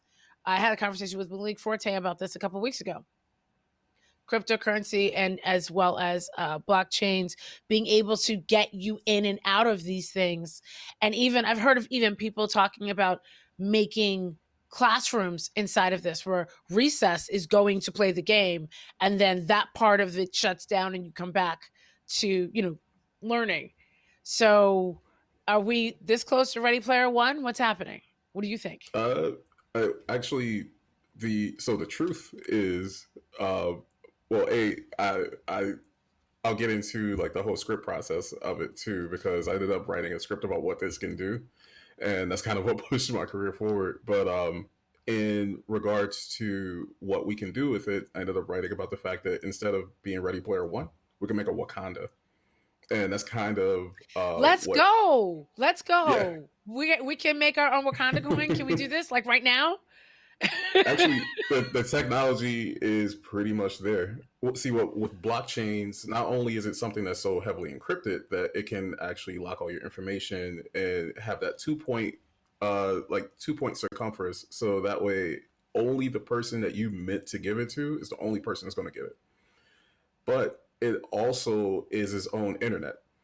So the more that people use it, like the more that people are using Bitcoin right now, the blockchain itself could run as its own internet. It's its own space where you could write information in it. And as you write information in it, you can write a program in it. And then if you write a program in it, you can run websites, movies, things like that. inside each one That's inside of the blockchain. And that's each itself. blockchain Okay. for each cryptocurrency. For every, like Ethereum is literally the one that most companies like IBM and a lot of places try to use now, because they're just like, we could just make our own internet, and if enough people transfer and are using it, the energy that's going to come from it is going to come from everybody's use of their phone. So it'll be the energy of your phone, which will be a node for that. And there's tons and tons of nodes that people create now, and that's where we get like the miners. And man, this turned into a whole cryptocurrency thing. It did. But I'm here for it because you know what? I have a feeling that some of this is also going to be in some of the other stuff that you were talking about for Blade Runner. But I'm fascinated by, and I definitely want to have a conversation. You were definitely coming back on the show to talk about this because this is incredibly fascinating to me. But I am curious as to how you got from doing that. Software engineering is also building out this cryptocurrency to writing on American Gods. Now, was that season 1 or season 2? A little bit in between, but season 2. Okay. So yeah, was working with a friend of the family. I don't know if they're in the chat right now, but for all nerds, so Tatiana King and DJ Benjamin. And yeah, so we ended up basically working. Well, I was working with them for a while as an overall writer and tech editor, and ended up basically like rounding people up for interviews, doing like a lot of what you were talking about in your last segment. Is just it's like hard hustle years before you start seeing like anything coming to fruition. And we got very lucky when Brian Fuller came on this show after, what was it, Tatiana and Ben had been to one of the American Gods junkets. And Tatiana is like Cheyenne, who was just here. Tatiana will find somebody and go, "Hi, this is who I am. This is what we're doing." She's very good at pushing a brand. I have learned from Tatiana. So yeah, Tatiana King is no joke. Yeah, Tatiana is the best. In regards to questions that Brian Fuller started to ask during that meeting, he it started to go in the direction of just like, what would you change, or what do you like about it, and things like that. And like some very like constructive criticism came in terms of just like dealing with like your African American lead and where the show could go, things that could change about the first season that could be improved, and basically how to not break the wheel, but just add to it, get it flowing in a direction that's going to bring more people in. And that conversation, which I didn't really think of it at the time, I was working with Ben on that as well. Like he was like, we were just writing partners. He ended up bringing me in. It was real dope. But what we didn't realize was that basically is the structure of a writer's room. If you are trying to do something in regards to just say like, hey, I want to yes and the thing that you're doing. And if we're just trying not to destroy everything that you just did, but if we can recontextualize it, reshape what it is, and then we can move forward from there, then you've solved any issues that happened in the past. And now we have a brand new road to go down. And that is what, like, if you want to work for Marvel, DC, anybody, that's the way that they want everything done, which makes sense. You don't want to like take away any validation of stories and characters that you've experienced in the past. But if you want to change for the future, You just got to recontextualize what's already there with the way that you see it, using the information that you have. So what's interesting about that is I had a conversation with Mark Bernardin once about just the thing that was most shocking to him about being in a writer's room. And he said, I just wasn't prepared for the amount of focus. Like when I'm writing on my own, because he got in sideways. He was a journalist first and then got in. He said, when I'm writing on my own, I take breaks and walk away and look at my phone and do something and I come back. When you're in a writer's room, you are focused on whatever episode that is if you're working as a group to do what you're saying, like for 8-10 hours straight. That is all you're doing. You can't think of anything else. Yep. And he said that was a difficult part adjustment that he had to make. Did you have a similar adjustment? It's intense. No one told me that like basically the thing that shocked me most of all is that my mentors and like our writing producers, like our head writers, they all basically emptied out a bottle of Tylenol every day. I didn't know the physical toll that it would take on me to be in a writer's room every single day, because it's just breaking down, like, especially a show like American Gods. There's at least 12 characters active per episode. So in the process of you planning out the episode, you're just like, well, like Mr. Nancy's not doing anything back there. And so you're just like, okay, we got to redo the whole thing. We got to re-break it. We got to make sure everyone has proper motivation. We have to make sure that this feels fluid, that there's an action beat. And then we also have to make sure that we're saying what we're trying to say. And we have to do service to the previous episode and 3 episodes ahead when we're going to basically do a sequel to this episode. And then we got to make sure every character's arc is going in the right direction. And then we have to structure this again for everything following. It's intense. And do people? I'm curious because it sounds really intense. And yes, several people in the chat was like, "Oh my God, that's really intense." Yeah, D3 UC3 or yes, very intense. And H the nerd, yes. American Gods, was my show. DY Princess, yeah, I need to get into the crypto game too. I will be getting the books that we should be reading from Mellow when this is over. And for those of you who are just joining us, welcome. I'm talking to Mellow Brown, who has actually changed careers, gone from basically working in not just cryptocurrency, but science as well as AI in that field, and now screenwriting and writing comics and things like that. And we're talking about how he did that. I'm curious, in that writer's room, does everybody have different roles? Like you said just now, you were saying we got to make sure that last episode still connects to this episode, and that we end on a point that can get to the next episode, and that this person, if we have to use all these people at once, what's this person doing when those people are doing something else? Is everybody responsible for a different character? Or is one person responsible for continuity from the last episode and somebody else is responsible for what they're wearing? Or, how is it divvied up in the writer's room? I mean. Yeah, it's one of those things where so each person in the writer's room is if they're lucky, they'll each get an episode to write. So they'll actually do the writing. But in terms of building the story itself, it's all a group project. So each person in that room, they usually someone is brought onto a team because they have something specific to bring in.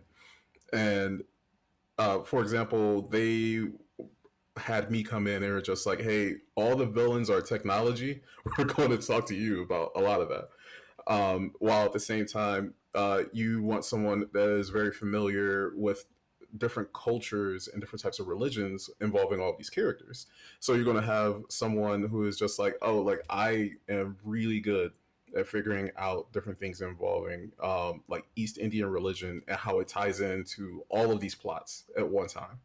And then if they want to have them go up against like villains in a certain way, and since all the villains are based on technology, it would be like, let's have a conversation and let's work out how we can add that to the story and make it work and it feels fluid.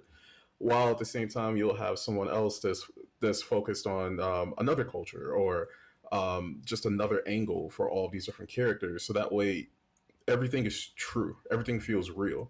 So a lot of what I actually tell a lot of writers, if you want to get noticed for a writer's room, and if you want to get noticed for any TV show at all, the thing that most studios and most showrunners are going to look for are your life experiences. There's a lot of there's a lot of people who went through like, yeah, so I went to Yale and I went to like I started writing there, and then I got a degree for writing at Yale, and then I became an assistant, and then eventually I got staffed, and there's a lot of that story, to be Yeah, perfectly that honest. I was gonna say that explains why we see some things that are so inauthentic. I think one of the most Hmm. recent technology shows that I found was really authentic was uh Mr. Robot, because my Hmm. brother, both of my brothers at one point worked as coders, but one of them still does it. And he watched, I told him, I'm like, I need you to watch the pilot with me. And he watched it and he was like, I can't watch the show. And I'm like, why? He's like, because I'm having PTSD. I do this all day. I can't watch this show. And I said, Yeah. so I'm going to go out on a limb and say that it was real. He's somebody who does what I do wrote this show. He said, because I can't watch it. He's like, I can't. He had to wait until like he had left that job or whatever, because he was literally doing security in a very similar way, sort of as E Corp, and was like, I can't do this. This is not entertainment for me. So it does pay to have that. That must be why we feel like a lot of the writing is getting more realistic. It's funny though that they can make sure that they have 4 or 5 different people there for technology, but it's like really a hard thing for them to have like a black woman or more than one black person behind the scenes, because that's a stretch. One hundred Um percent. In regards to even Mr. Robot, they had two hackers in the room, but having two black writers in the room is like even harder for them. I'm like, how'd you find two hackers that that's what I'm screenwrite? saying. But but having two black writers is a lot, and it's still one of those things where we're finding more and more occasions where you'll see more writers just like, hey, if we have like if one of these characters is like just BIPOC in any way, Mhm. we need to have a writer that identifies with them, because there's nuances and there's special things that come from who we are as people that just doesn't translate if someone else writes it. You know, like there, like if someone was just like, "Could you write this, like a Native American comedy for you?" I'm like, no. There's things they have things about themselves. They have jokes that would fly over my head, and I would have to have explained to me, and it would be, like it's just like when we have like, like black jokes, we have to explain it in a way that is both like for an audience that doesn't understand, while at the same time all we gotta do is kind of like elbow and nudge each other because we know exactly what the joke means. Yeah. And it's hard to balance that out, and you can't expect someone who is not from those different backgrounds to do that. They can't carry that weight, and No, I think we're that's seeing more of why that. Watchmen did so well, because Damon Lindelof sort of led from the middle. And Hmm. he allowed he hired people who knew, hired historians who knew, hired psychologists who knew, who was like, yeah, so after we do that Tulsa episode, everybody goes home. We're not staying here. You know what I mean? Like they're taking a break. Things like that. Like it's just it's fascinating to me. So I gotta ask, it sounds like it was great. Did you get a chance to write your own episode? Like, have we seen your episode? No, what was it? That Okay. actually, when the huge shift between showrunners, super documented now in Yes. regards to everything that happened with that show. When the showrunner shift happened, I was in the limbo spot for like a few months of just being like, well, is the show still going to go? Is it still going to be on the air? In the process of that happening, we ended up kind of sharing with the producers, like, hey, this is what we think, where we think it should go. These are things that we would like to see happen. These are things that we have planned. Here are some Mhm. outlines and stuff like that. Here are some ideas. and then like that was it. Then ended up leaving, and was lucky to see some of those ideas still happen. Whether that was because of, I'm not going to be like, well, they took my idea, just rolled with it. Yeah. But no, like it was dope to see some of those things continue to be executed. I'm still seeing them executed now on the show, and then a lot of that stuff. It could be great minds thinking alike, in all honesty, with other writers, because those writers deserve the credit 100% that they do. But it's dope to see that like some of that stuff is still kind of working in the show and working its way in different ways, despite many issues happening. And were you privy to any of those issues? I mean, it's Orlando Jones. I've talked to him. Other people have talked to him. He's been very vocal. Were you privy to any of that, or was that not happening in the writers' room? In the writers' room, you definitely hear a lot, and you see a lot in terms of moods, in terms of a lot of the things that were happening. So I know a lot of stuff that happened with Orlando Jones on set. A lot of the stuff that led to his unfortunate leaving of the show happened after our time there. Okay. What was it? When Brian and Michael were there, there was some really dope Mr. Nancy stuff that was going to happen that I want to talk about, and I can't in regards. Yeah, but, I was going to say, I don't want to get yeah. you into trouble. I don't want to get you in trouble because I know there's a statute of limitations and there's things that are being litigated. So I don't want, please don't make this show be what brings you down. I don't want to stop your career. I got you. But I'm glad to know that your experience there was good. And I'm glad that, I'm assuming it led to other things, led to other, being able to pitch other shows. Yo, yeah, 100%. What was it? I was on another show. We may be able to see it, or maybe not. For Apple TV Plus, called Calls. It is a really weird sci-fi show. It is a French remake.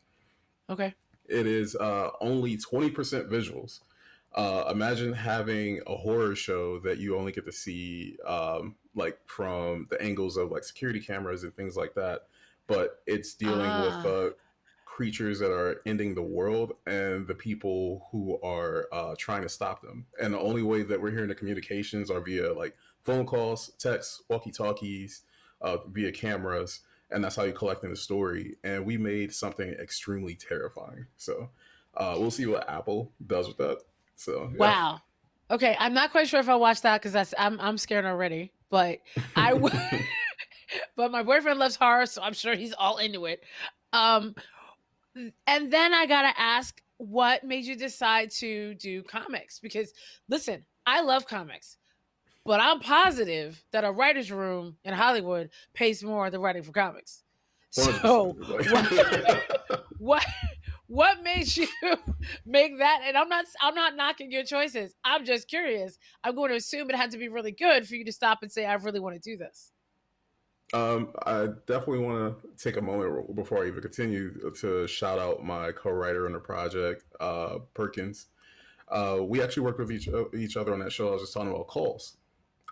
She was approached as well in regards to Blade Runner, and she's just like, I know somebody I would love to write this with, and we ended up working as a team on it. And I was just like, cool, but there's some stuff that I want to talk about with it. Because especially in regards to, this is a far more important story than I was ever expecting to be in the Blade Runner franchise when it was brought up. This is the origin. This is the first Blade Runner to ever exist. This is how everything starts. It's before Deckard. It is how replicants went crazy. It is an uprising on scales that I can't even bring up yet. And it's, let's be real, it's dope that the first Blade Runner is black. So yeah, I was gonna say I'm stuck on that. And it's just so people know, I have a couple images. So we have first I'm gonna show the covers, because we do have some covers. These are the main cover and then the variants. And forgive me, I don't have all the artists' information in front of me, but these are all the variants that you can get a Blade Runner. But in every iteration, it's a black man, and I'm very happy about that. What's this character's name? For people who don't know. Yeah, this is Detective Cal Moreau. His background is basically he's former military veteran who is suddenly displaced, like what we see a lot of characters go through within the Blade Runner universe and what they're experiencing by replicants that enter the military, and then they're just walking, talking capable drones at that point. Why would you need that guy anymore? So he ends up getting pushed into the LAPD because the government is just like, yeah, you're not in the military anymore, but you still owe us. So this is your new job, and he's kind of forced into that position. And he is the way I always like to put it is that whenever you look at a Blade Runner at any point in the franchise, as they're ending the near the end of their story, whether it's Deckard, whether it's K in 2049, they hit a point where they're just like, I'm not gonna like I'm tired of this. Like I hate this badge. I want to figure out things about myself and what am I doing at all. And Cal is already there. In issue 1, he is already. So in issue that. 1, he's done. He starts the story done. Yeah, it's one of those. So I should immediately state this as well. The one thing that we definitely wanted to focus on is what a Blade Runner is and what cyberpunk is, for that matter. Because if you look at what a Blade Runner does, and anything, no matter how you shape it, no matter how you want to reform it, a Blade Runner is a slave catcher, and that is like that was my main issue going into this franchise. You're not gonna skip over that like you didn't say what you just said. You're saying that in the origins, what you are writing about Blade Runner is that the Blade Runners are slave catchers, which means the replicants are slaves. 100%. What was it? The replicants all through the franchise. Like if you look at even the opening crawl for each Blade Runner movie, they use the word slave to describe a replicant. So even going into this project, one of the things I was just like, if I touch anything within this franchise, this needs to be addressed. Like this needs to be a large conversation. And myself and Perkins, like we were just like, we're up to the task. Like this is something that needs to be talked about. And what we're doing here is looking at what defined that relationship. How does it affect cyberpunk as a whole? And what changes inside of every Blade Runner going forward? Like, what is the point when you see Deckard at the end? He's just like, I don't want to do this anymore. You see Kay make a transition, and because what we've been watching hasn't always been the hero of the story. And no, just like Ghost in the Shell, we were saying, and I got to tell you that. I just, the entire chat is losing their minds right now. They're at the moment we said that they were replicants were slaves. They're like, oh my God, this is so cool. And the other half is saying, like Aqualad over here, he looks like me. Yes, he does. Yeah, this is Black Crystal. Yes, you are so right. Deacon Fatal. Yes, it does make sense, right? Deacon Fatal says sitting back in my chair gif. JD Hayes, it does sound like it could be a history lesson, doesn't it? The Resident says, will not having experienced anything of the Blade Runner universe affect overall enjoyment of this origin comic? Can anybody get in on this story, or will they be confused if they haven't seen the movies? This is definitely the point where you jump in. Okay. The word Blade Runner, we're actually even saving anyone saying that for quite a while into the series.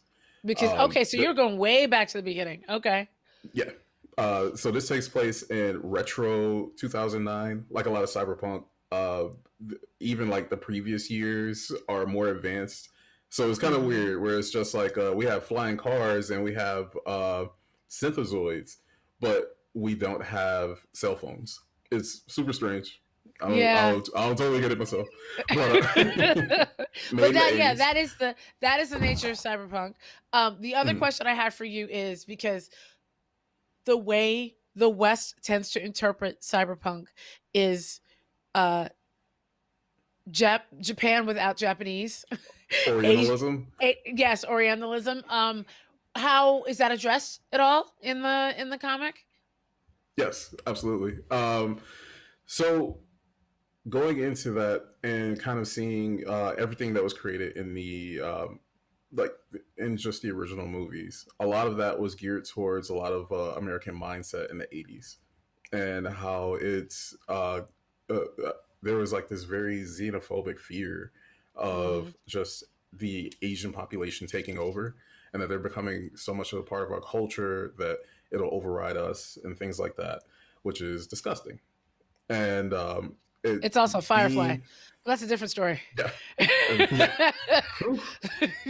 um,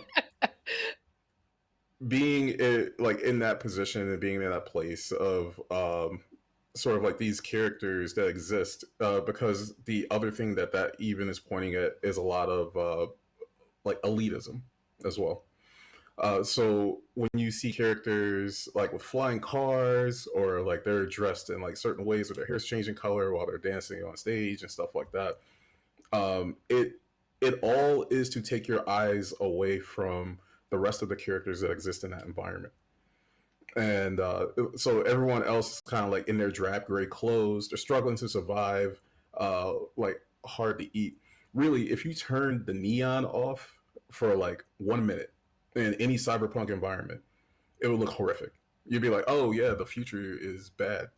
And we're basically taking this book away from those areas. We're taking this to kind of look at what the future means for these characters. And one thing I'm actually happy about is some of the optimism in regards to that.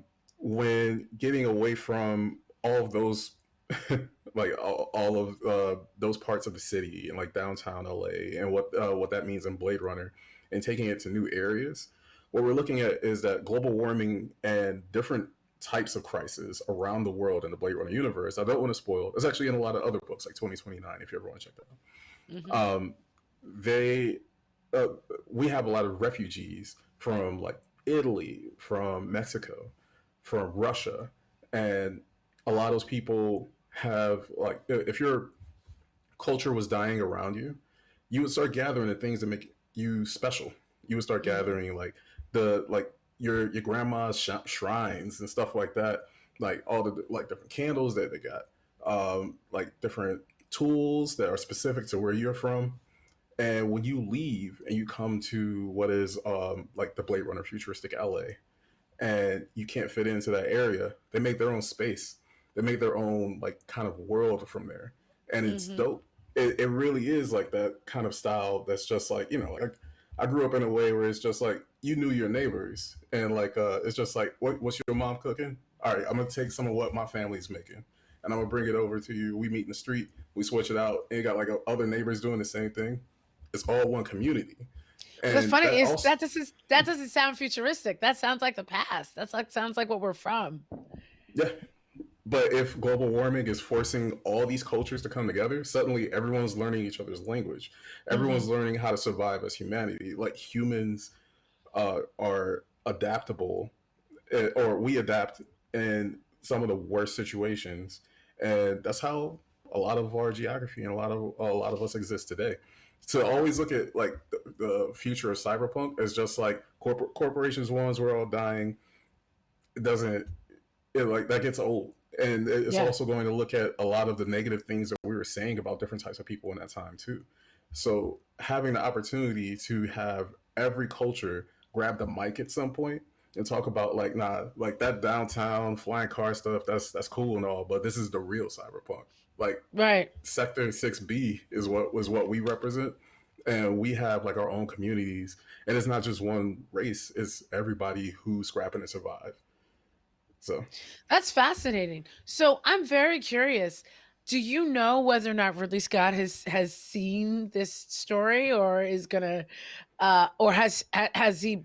Does he have to bless everything that's got the Blade Runner name on it? I ask myself that every day, Karama. I keep wondering when I'm going to get an email, and I'm like, "Ooh, I went too far." But but listen, it's easier to ask for forgiveness than it is permission these days. I love it, and the artwork is gorgeous. I also think I'm very curious about some of the other themes, but when we were discussing you coming on the show, you said there's several themes that are in the show, in the comic, that you wanted to address that have never really been addressed in the movies. And we've covered sort of the Orientalism. We've covered something that I always thought, the slave master mentality, especially after the last Blade Runner movie. Are there any other, I would say, society ills that you address? Yeah, I definitely want to get into this and once again pay respects to my co-writer on this who couldn't be here today. I'm saying this like she died. But, I was gonna say, yeah. Is she good? like, like Missy Perkins. I know exactly. She's watching this, but I do want to pay I do want to respect thank her. for Let's just her thank to her. talk. Yeah. You'll see why I'm using that word as I go deeper into this, but like a lot of what, if you look at anything involving the future, and we started talking about things that are in regards to like technology and what we do with to modify ourselves and stuff like that. The minute you start talking about the future, you're having a discussion heavily about bodies and the values of them, and what that means whenever we start doing things in regards to finding our identity. Who we are as people, who we are as individuals. A good part of this story that we can't reveal yet, but it gets real dope, is going to involve transhumanism, and it's such a really fun and really badass and like heavy action trans story in here. In regards to just like, no, this is who I am, and like this is the thing that I want to be. As we build out this big cast of characters, and they start to realize who they really are. Because at the end of the day, that's really what Blade Runner is about. It's about identity. It's about like replicants realizing who they are, that they're slaves, and that they want to change that, and that they have wants and needs and things they want to be as people.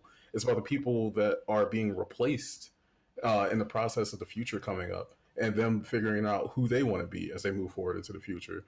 It's about Blade Runners realizing that they're assholes. No, it's about Blade Runners realizing that they need to change in order to move forward into the future. And sometimes that's not possible when you're trapped in a system, but there's other things you can do. And we'll wait to see what those things are. Now, since you have this experience of being in a writer's room and knowing how to like, okay, we've got to make sure we connect from the last thing, and then the next thing, and then make sure these episodes work together. Did you have to do that? Did you have to sit down with all the Blade Runner comics and the movies and the animation and go, okay, how is what we're doing, because it's a prequel, technically, how is what we're doing gonna feed all of these different things? Did you have to spend a lot of time doing that kind of research? Actually, yes. And we continue to do more research for every single issue. The Blade Runner universe is expanding in a huge way, in ways that I can't even mention yet. But we do know about the anime coming up this year that's going to coincide with this. Wait, so the anime coincides with Origins? Well, all of it's connected now. Okay, because I was like, I thought that was in the future. Okay. Yeah, it is, but every single thing that's going to be happening is all related in Blade Runner now. There's so we're looking at a Blade Runner cinematic universe? Absolutely. It's yeah. What is that? Wait, or a Blade Runner expanded universe, a BREU, a Blade Runner expanded universe. There you go. Tagging it here. I'm enjoying it. Yeah. But yeah, that's fascinating. Thanks. And we're going to be definitely seeing some. Well, I don't want to throw it away, but there will be Blade. We're hoping that we'll have the opportunity to do some Blade Runner crossovers in the future. That'd be incredible. And here's the thing, because you have the screenwriting experience, I'm assuming you have some pitches that you've been working on. We'll see how it goes. We'll see. We'll see what Ridley Scott think of what I did. Now, I'm I'm gonna not get sure email really. that's like slave catchers. What? No, no. Well, let me ask you this, because like I said to somebody the other day that comic books are the new storyboards. So, would you be interested in seeing a Blade Runner Origins anime, since you're a fan of anime, like having Madhouse or Mappa or somebody like create an anime, or even Dark Shatao, create an anime, or do Yeah. you want it to be would you rather see live action first? Ooh. Well, so I would definitely say live action is something that I want, just because it's a Black Blade Runner, and the opportunity to see that just in the flesh is a thing. In terms of how extreme this story is going to go, they may need to put in animation. Just there's some stuff that's going to happen that's like like huge conflicts. There's a point where there's a battle royale that's going to go down. So yeah, that may look dope in anime. Well, I would say so, and I'm gonna ask this last question of the chat. If you guys had to fan cast, the Black Crystal said battle royale. If you guys had to fan cast this character, in fact, I don't know if we could put an image up of the close up again of the character from the Blade Runner Origins comic. Who would you want to see play him? And I have that question for you as well. Yeah, there he is. Um, who would you want to see play him, Mellow? And while we're letting the chat catch up. You know what? I definitely would like to see. I want to give a man another shot, because he for damn sure has earned it. Like a Ray Fisher type. Oh, okay. Ray Fisher, nice. Yeah, so we were just talking about that. People in the chat are saying Giancarlo Esposito. Let's see, Mahershala Ali. Sorry, he's Blade. He's busy. Idris, Michael B. Jordan. More than one person is saying Mahershala. That's fascinating. I didn't even think about Ray Fisher. And now that you said it, I'm like, oh, He has I good can tone. see he does have good tone. I also think it would be interesting to, because he's in everything else, and I'm seeing those cheekbones. Jimon Hunsu, Yes. because Yes. it's like he's in every superhero movie in the background, and I would like this man to have a lead that's not just a voiceover.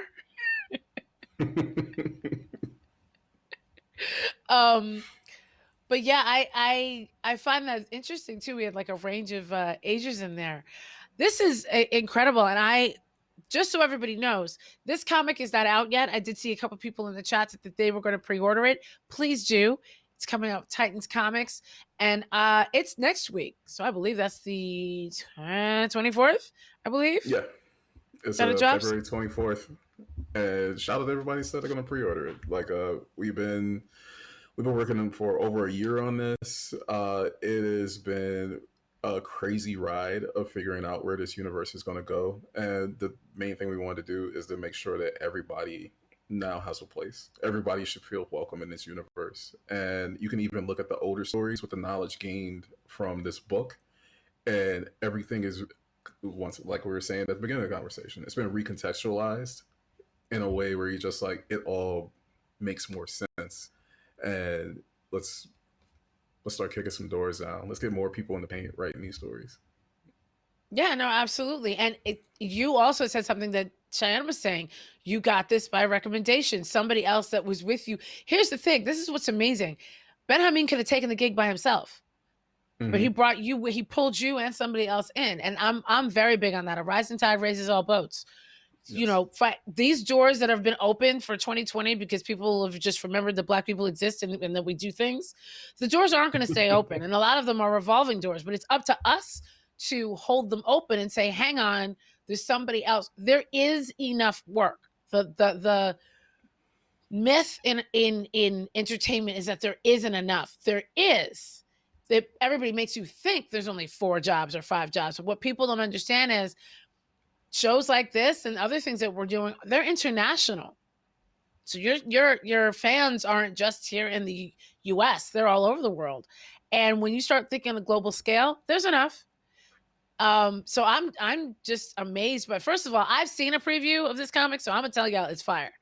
But also, if we want more, because if you notice, you haven't seen a lot of ads about this or a lot of yelling about this. My comic book friends are in the chat. Wink, wink. You know what that means. So that means we need you to not just pre-order this one. You need to pre-order the next 2. Because a lot of our comics get halted before they really get going. And we want to see at least a volume 1 out of this so that we can take that and get this live action movie with Ray Fisher in it. So everybody in the chat, please remember to check out Blade Runner Origins. Oh, that's what I have to explain. It's Blade Runner Origins. Because there's several Blade Runner comics that are out right now. This is the one that's dropping next Wednesday on the 24th. So, somebody else in the chat also said, John Boyega, can we trust robots? I completely agree with you. I don't know if we can trust them, though. That Bouncer said the dude from Snowfall. that could work, too. Now I can't remember his name anymore, either. Damson Idris. There you go. That's his name. So yeah, I am really, really, this has been a fascinating conversation, Mel. Thank you for coming on the show. Definitely, you're definitely coming back to talk about cryptocurrency because I have all the questions. I have all the questions. And where can people find you? And we know you got your head down and you're working a lot, but if people have questions about how they can write or screenwrite or do what you do, can people, tell everybody when they can find you? Yeah, you can just find me on Twitter at Mellow Marketer and Instagram a little bit less at Mellow_marketer. And yeah, just feel free to contact me, and yeah, it'll be fun. Awesome. And thank everybody for joining me and hanging out this week on this episode of the Blur Girl Live. Again, please shout out to my sponsor, Factions Battlegrounds, the RPG game that is not just inclusive, it's also gorgeous. If you haven't already, go to factionsbattlegrounds.com. And you've got to do it soon, though, because pre-orders are almost out. And this weekend, you can see both me and Mellow at VirtuousCon. Go to virtuouscon.com. It is free. There's all kinds of amazing people. And Nikanoni Rose has been actually added to the roster. And I happen to know there's a big announcement coming tomorrow about some other special guests coming to that event. So hopefully I'll see you all at that this weekend. And if not, I will see you next Tuesday, 8 p.m. Eastern, 5 p.m. Pacific, on another episode of the Blur Girl Live. See you next week.